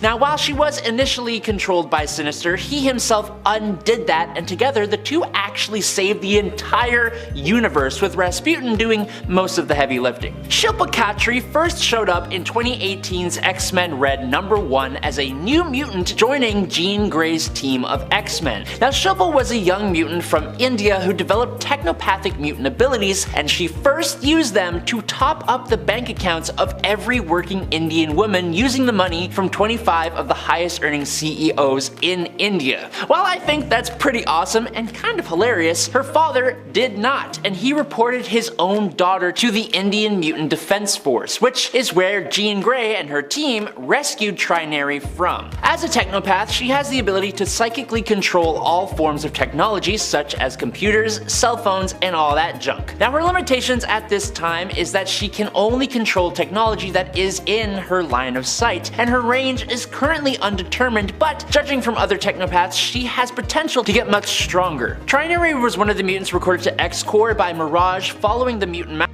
at the Hellfire Gala. With WizKid, Trinary helped to run X-Corps Island and keep it cloaked away from Orchis. Next up, Eva Bell first was seen in All New X-Men #1 in 2012, when we also first saw her mutant powers manifest. She was out with her friends, and a boy, when her brother showed up and began to get into a fight with said boy. The stress and duress of the situation caused her powers to just pop off, and she completely froze everyone within a city block of her in time for 20 hours until the X-Men showed up, helped her, and took her in. She has been referred to as near Omega level with her ability of chronokinesis within a time bubble, meaning she can freeze and slow down time and is one of the best at it in the world. She can speed up time in the bubble by decades if she chooses to, which she uses as a member of the Five to age up whoever is being resurrected, and she can even time travel. Although she has shown to lose control over her powers from time to time, there is no doubt that she is and can become more incredibly powerful. Although initially introduced in 2010, Jimmy Hudson was actually the son of Wolverine and Magda Lencher, but crucially in the Ultimate Marvel Universe. Now, he would go on to join that universe's X-Men as Wolverine following the passing of the original Wolverine, but then, following the events of Secret Wars, Jimmy found himself within the main Marvel Universe in X-Men Blue #5, where he is tracked down in the Canadian wilderness by the time-displaced original X-Men, who he attacked, believing they were working for Mr. Sinister. After fending off an attack by Sinister's new team of Marauders, the X-Men offered him a place on the team. Now, Jimmy would remain a part of the team throughout the series, aiding them in various different missions, such as an adventure in outer space that saw him bonded with the Poison symbiote, and those two have been having a bit of an identity crisis. Although he had thought himself and his powers ridiculous, which they kind of are if we're being honest, Fabio Medina, aka Egg, and his battle cry Gold Balls is kind of awesome. Debuting in 2013, Fabio can produce golden balls of different sizes that shoot out from any part of his body and make the sound poink each time they hit something, and it is hilarious. The golden balls he fires actually seem to bounce. Now, that's pretty odd, but these gold balls are actually more useful than initially thought. After After he moved to Krakoa with the other mutants, it was discovered that Goldballs' balls are actually infertile eggs, and if these eggs are made fertile, it could allow for unlimited resurrection of the mutant race. So yes, the golden balls he was firing out of his body at Sentinels and bad guys were actually infertile, bouncy golden eggs. Does it make me slightly uncomfortable? Yes, but he did become a member of the Five that combined their powers to resurrect deceased mutants, and that was really cool. Next up, Gabby Kinney, aka Scout, also at one point known as Honey Badger, may be young, but she has more than proved herself when she became a part of the X-Men in 2018. Scout is just awesome. Like a little feisty killing machine with adamantium bone sickles and a crazy regenerative healing factor that also improves her strength, speed, and stamina. Gabby first appeared in All New Wolverine #2 in 2015, and she had a long history that, just like her other clone sisters, intertwined a lot with Laura Kinney, her genetic sister, and Wolverine, her genetic father. As Honey Badger, Gabby was seemingly a favorite of her sister and basically became a sidekick to Laura Kinney, joining Jean Grey's X-Men alongside her sister in X-Men Red #1 in 2018. While Laura went on to become the new Wolverine, Gabby would go on to become Scout and one of the main Wolverine family members. Also, her and Jonathan the Unstoppable, an actual Wolverine, like the animal, shared a pretty immediate bond, and he is basically her pet and sidekick, which is just so cool to me. Becoming an X-Men member in 2012 in New Mutants Volume 3 #45, Blink is the mutant leader of the Exiles, a group responsible for the repairing of timelines and worlds of the multiverse. She has the gift of teleportation, but unlike characters like Nightcrawler, Blink's teleportation abilities work through portals. This is really useful as she can teleport a whole group of people, and she can teleport others specifically through the use of javelin-like energy that she can throw at whatever or whoever she wants to teleport. These javelins can also be used to make opponents unconscious when it hits them. She is an exceptional fighter, having trained under Sabretooth, and she needs that skill, especially as she leads the Exiles. Also, fun fact, she had her live-action debut in the X-Men Days of Future Past movie. During that super awesome intro where the X-Men fight the Sentinels, Blink is the mutant throwing all the pink portals around and being awesome, and until she got then she stopped. And last up for today, Multiple Man is an interesting choice for this list, as he has been around for a really long time in comics, but while he has been a hero for a good chunk of that time, he is still only a recent addition to the X-Men. Multiple Man was recruited in 2019's Uncanny X-Men Volume 5 #13. Jamie, or James Madrox, is actually a changeling, which is sort of like a genetic precursor to mutants who gain their abilities at birth instead of having their X gene activated later on. For James, his power is that of duplication. He can duplicate himself multiple times upon impact, and each of his dupes can create one single dupe of its own. One of the real benefits of this power though is that Prime Madrox will retain any memories of any of his dupes. So let's say you have to read like 10 books in a week. Well, you could have like 10 dupes all read one book each, and then when they re-merge with you, you have all their memories of each book. Multiple Man is like an information gathering powerhouse. But he can also use his ability to learn skills, like one of his dupes trained as a Shaolin monk and trained in meditation. One was a trained EMT, one audited an anatomy class for 6 months, one passed the New York bar exam, and one claimed to be the world's greatest detective. He's definitely one of my favorite mutants. At number 10 are the Titans. After the events of this year's Dark Crisis, which culminated in the disbandment of the Justice League, Superman, Wonder Woman, and Batman had a pep talk with Nightwing, wherein they basically tell him that it's time to straddle up and step up as the leader of a new team to protect the planet. The Teen Titans! I mean, no, not the Teen, just the Titans. Seems like the kiddos are all grown up now. And man, do they grow up fast. It's amazing what a lack of adjectives does to a name, right? Anywho, not only does this team bring back everybody from the original Teen Titans, including Beast Boy, Raven, Starfire, and Cyborg, but we've also got some newcomers like Wonder Girl and The Flash added into the roster. Personally, I was a huge fan of the original animated Teen Titans series, so to see the crew reunited after all these years just brings a tear to my eye. At number 9 is the New Avengers. The New Avengers roster this year is more stacked than it's ever been. It's pretty much the dream team. We've got obviously Tony Stark's Iron Man, Thor, Vision, T'Challa's Black Panther, Scarlet Witch, Sam Wilson's Captain America with the wings and everything, and the OP powerhouse of the group herself, Captain Marvel. Now, obviously, we're missing a few key players here, namely the non-powered powerhouses, those being Hawkeye and Black Widow. Also, the OG Cap is missing, who's actually still alive in this narrative. And also, most notably, our big green boy is missing. Now, it seems like the theme here seems to be only heroes who can fly are allowed into this club, with the exception of T'Challa, who's got his own bat planes. Panther planes? Anywho, even though we're missing the green Goliath this time around, we've still got all kinds of muscle with this Avengers lineup. If you're enjoying the video so far, please support the channel by pressing like, subscribing to Top 10 Nerd, and ringing that notification bell. It helps us get our video boosted to the algorithm, get seen by more people, and just all around, this is a nice thing to do, so go ahead, do that. At number 8 are the Super Twins. Meet Ortho Ra and Uzul Ra, descendants of an offshoot of Kryptonians called Philosians. Hope I said that right. Now, these siblings had a tough start. See, the Philosians were already an alienated race, having been exiled from Krypton and settling on a new homeworld called New Philosia. Now, sometime later, their folks and older brother, let's say, got eliminated when World attacked the planet, leaving the twins enslaved and isolated from their family. Now, life got really tough for them after that. They wound up living in cells under an arena, part of a race enslaved by Warzone culture. The warlord culture had brainwashed them into thinking that cruelty was strength and kindness was weakness, but now things took a turn when Mongol, the big boss, ordered the two siblings to fight each other to the death. Now, they refused, but luckily enough, Superman swooped in to save the day, long story short, teaching them that real strength comes from protecting others. Now, after a crazy breakout and some heroic deeds, eventually they landed on Earth, where Lois Lane and Clark Kent took them in, and voila, these super twins were born. Life on Earth was a bit tricky, especially for Ortho, but they're learning the ropes and becoming quite the heroes. At number 7 is the Maker's Council.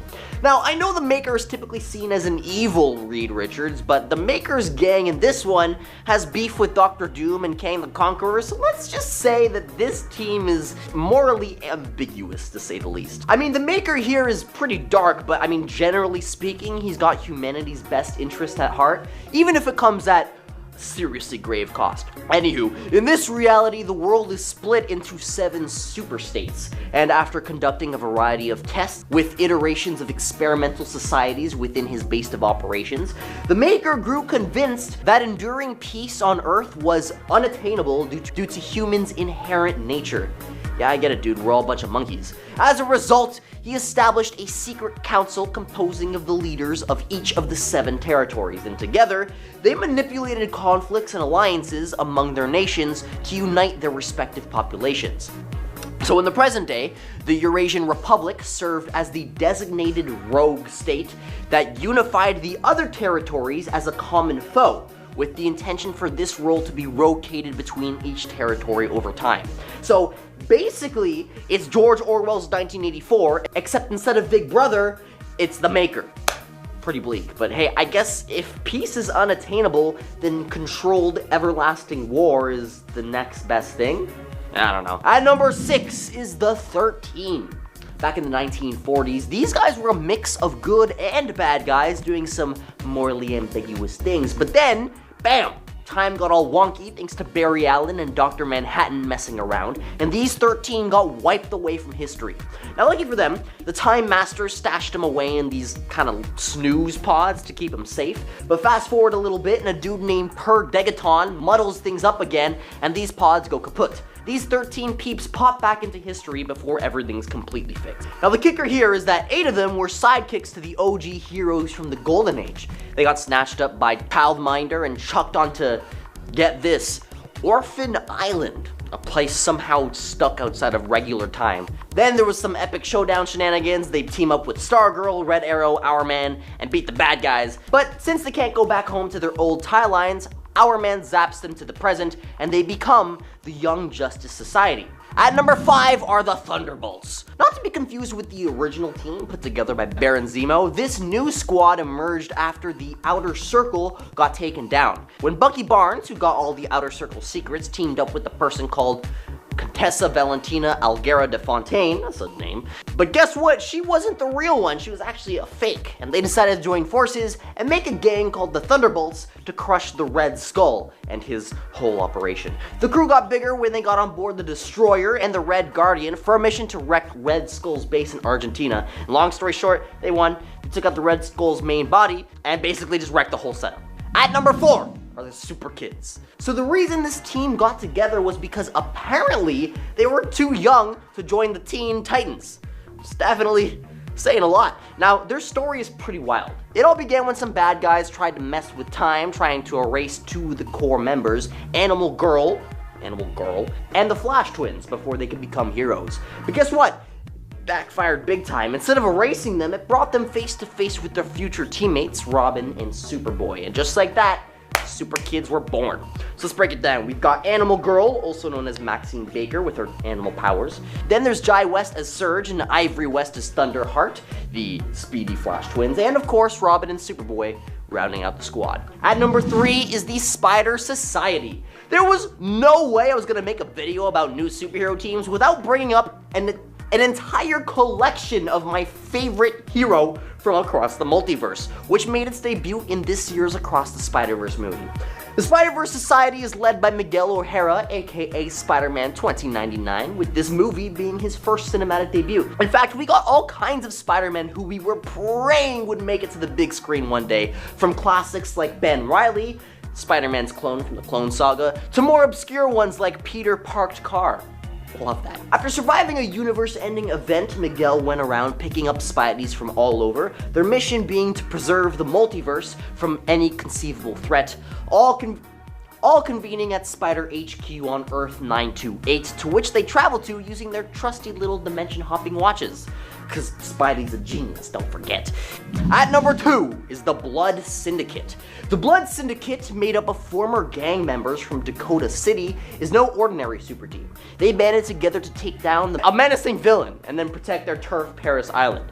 Each member had their own rough past, hailing from different gangs and areas of the city. But when this villain threatened to rule the criminal underworld with violence, these superhumans united against him.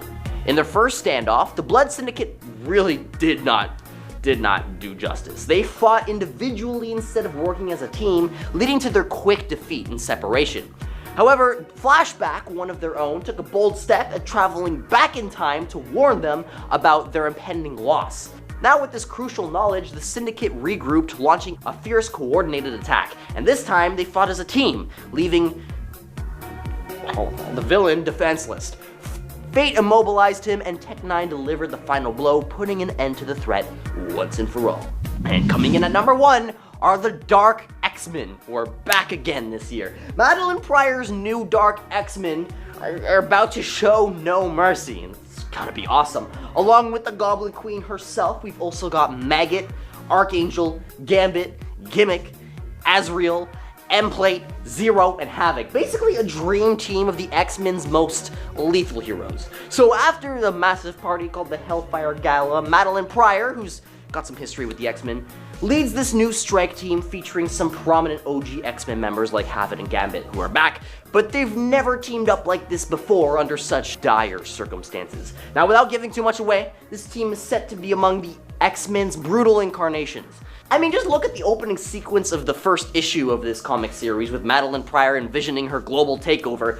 It's dark. To say it's dark is an understatement. Number 10, Ash. Ash is really just known as Ash, I believe, in the comics, but he's also been separately identified as Ash the Second or Ash 2 as well, because there's already a Green Lantern who is known by the name of Ash from the New Earth continuity, who is considered to be, I would say, slightly at least more well known, having made more appearances. Ash is a thief, it's true, but he was known for being a mostly harmless, non-violent criminal, and when the Lazarus Storm caught both him and Superman up in it, he actually rose to the occasion and helped an unconscious Superman get to safety. However, he's still definitely learning how to be a hero, I'd say, if he's on that path. Superman, you see, was in the middle of apprehending him for stealing when the storm hit. And although Ash had helped Superman with the fallout from this storm, rescuing people and rounding up criminals, Superman said that, well, he'd still have to report him to the authorities for his earlier misdeeds. Ash then pretended that the powers he'd gained from the Lazarus Storm had worn off, and after Superman handed him over to the police, that revealed they actually hadn't, and used his powers, of course, to escape, stealing Superman's abandoned cape afterwards. Ash made his first and, I believe, only appearance thus far in Lazarus Planet Assault on Krypton issue number 1 in January, and was created by C.S. Picot and Scott Godlewski. And friends, before we move on to our next spot on this list, if you love what we do here at Top 10 Nerd, if you love when we talk about superheroes, we got a superhero playlist for you and you can check that out! Number 9. Ironfire.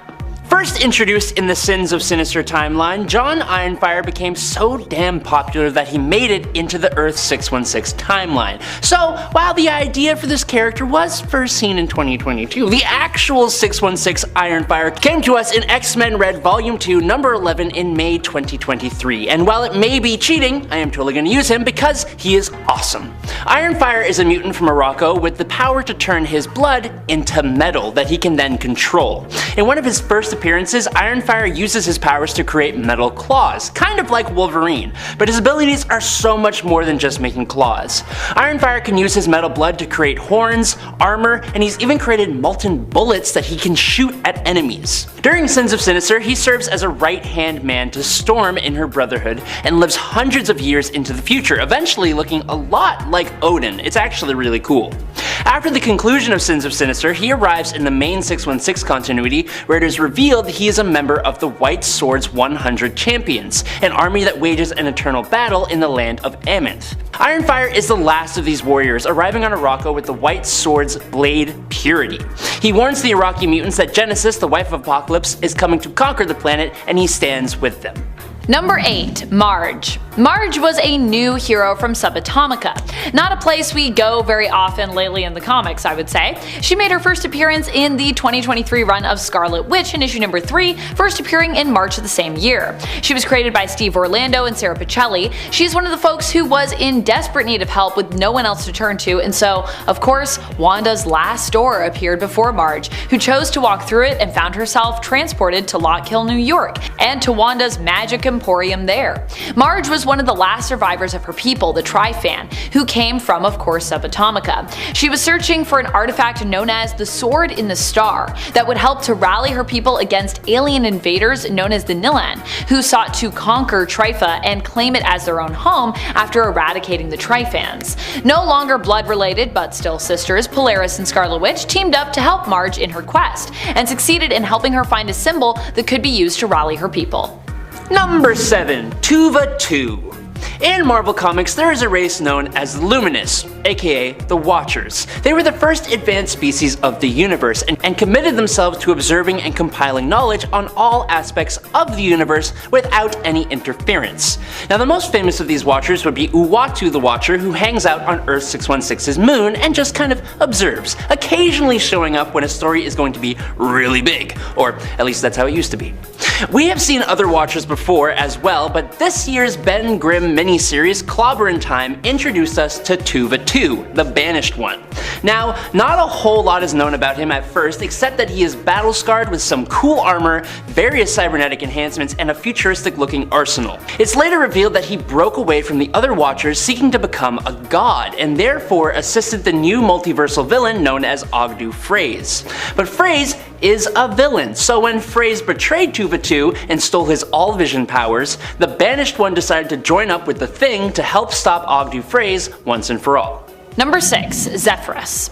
Zephyrus was a goddess who ended up becoming part of Mary Marvel of the Shazam family's new pantheons of gods. Zephyrus was known before that as an Olympian goddess of the West Wind. While it's presumed that, in canon, this of course would make her ancient in terms of how long she'd actually been around in the story, in regards to her first appearance in the comics themselves, she hadn't made herself known until 2023. She made her first appearance in Lazarus Planet Revenge of the Gods, issue number 4 in April of 2023. Number 5. Red Wind.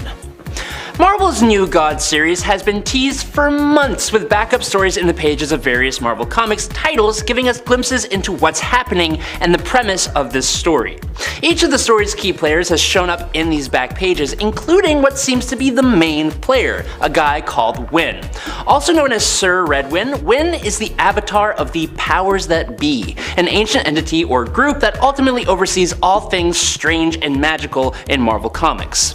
Now, Wynn received the role of Avatar over a millennium ago, and has served faithfully in safeguarding the universe. Thanks to his long life and his knack for always landing in hot water somehow, he knows how to get himself out of a tight spot, even as he begrudgingly performs his duties. I've seen him often compared to DC's Constantine, and I think that's somewhat accurate, especially in the personality department. Wynn's position as the avatar of the Powers That Be is only one half of the overarching mythology introduced in Gods. The direct opposite of the Powers That Be are the natural order of things, and they oversee all things purely and perfectly scientific. Now, rather than having a single representative in the form of an avatar like Wynn, the natural order of things is represented by 100 immortal individuals who comprise the Centum, and one of them is Wynn's wife, Eiko Maki. Number 4. Praviter Pravakar. Okay, so this might kind of be cheating, but I am just so excited for Spider-Man India to get some actual major time in the spotlight, and I loved his characterization so much in the animated Spider-Verse universe / multiverse, I guess, that I had to include him here. He actually does come from the same designated Earth number that his comic book counterpart comes from, but I think we still need to consider them alternates of one another, as the animated films still kind of have their own story, which is separate and unique from the comics. Spider-Man India was one of my favorites of the new Spider-Man characters we were introduced to in the animated film. He is Praviter Pravakar, a young man who has only been Spider-Man on his Earth for 6 months, and already seems to be a straight up master at it, having also been recruited by the Spider Society, which obviously Miles, that makes him feel pretty insecure as a hero. He first appeared in the animated sequel to Into the Spider-Verse Across the Spider-Verse in June of 2023. His creation credits are the same as the version that first appeared in the comics in 2004. He was created by Christopher Miller, Phil Lord, and Dave Callahan. Number 3. Dimitri the Science Boy. Wynn, as the avatar of the Powers That Be, and the Centivars of the natural order of things are all bound by an ancient deal that dictates that the avatar and each Centivar must have a proxy from the other side. For Wynn, his proxy is the analytical and socially oblivious Dmitry Krakow, or Dimitri the Science Boy. Dimitri has always been drawn to technology, which would actually make him perfect for the natural order of things, but instead he became the begrudging chained apprentice to Wynn. Jonathan Hickman described Dimitri as an orphan who fell into his path out of tragedy, and he's always been looking to find out what happened during a mysterious event that propelled him into the role he has now. What's cool is how Wynn and Dimitri get sick of each other sometimes and will just go separate ways until they have to come back together, like when, thanks to Wynn, they both got thrown into a ghost prison, whatever that means, and Dimitri got sick of Wynn, going to Sevalith and getting in a relationship with a vampire, while Wynn went to a hot spring for mystics in Jotunheim until they needed to come together once again for this story. One of the best things about new heroes like the ones on this list is that we get to uncover more and more about them as their comics come out, and I think Dimitri may be one that I'm going to pay a lot of attention to. Number 2. Mia the Magic Girl. Mia the Magic Girl is a new hero in the world of comics. She made her first debut appearance only recently in November in Gods issue number 2, so she is super duper new. Initially, we didn't know much about her when she was first announced as a character, and I think part of that is also because her identity and role in the story is meant to be somewhat mysterious. We're supposed to uncover it as the story unravels. But with her appearance in Gods issue number 2, we got to know a little bit more about her and her origin story. She is inherently magical, and her birth parents are largely unknown to her, as she spent most of her childhood growing up in an orphanage after she was abandoned. The Centum has taken an interest in studying her and has offered knowledge in exchange for her permission to do so. And finally, in at number 1 today is Circuit Breaker. During the Lazarus Planet crossover event, a volcanic eruption leads to Lazarus resin raining down and empowering people all over the world. One of those people was Jules Jourdain, a new trans-masculine superhero going by the name Circuit Breaker, who debuted on Valentine's Day 2023. Now, we haven't seen much of Circuit Breaker yet, but he will reportedly wield a power called the Still Force, a counterpoint to DC's Speed Force, which gives super super quick heroes like the Flash their power. Now, first introduced in 2018's Justice League #2, the Still Force is a cosmic force based on inertia, and people who tap into it can suspend motion and even aging, which Gorilla Grodd did when he temporarily stopped the expansion of the entire universe. Being a trans character in DC Comics, we don't know yet how much relevance Jules' gender will have to the overall plot of his stories, but it's reflected in his character design in a few subtle ways. The coolest being the lightning bolt designs on his vest and chest, intentionally designed to resemble top surgery scars. While indie comics have been lush with representation for a while, mainstream superhero comics have lagged far behind in representation, and as one of DC's biggest new heroes, Circuit Breaker is a welcome addition.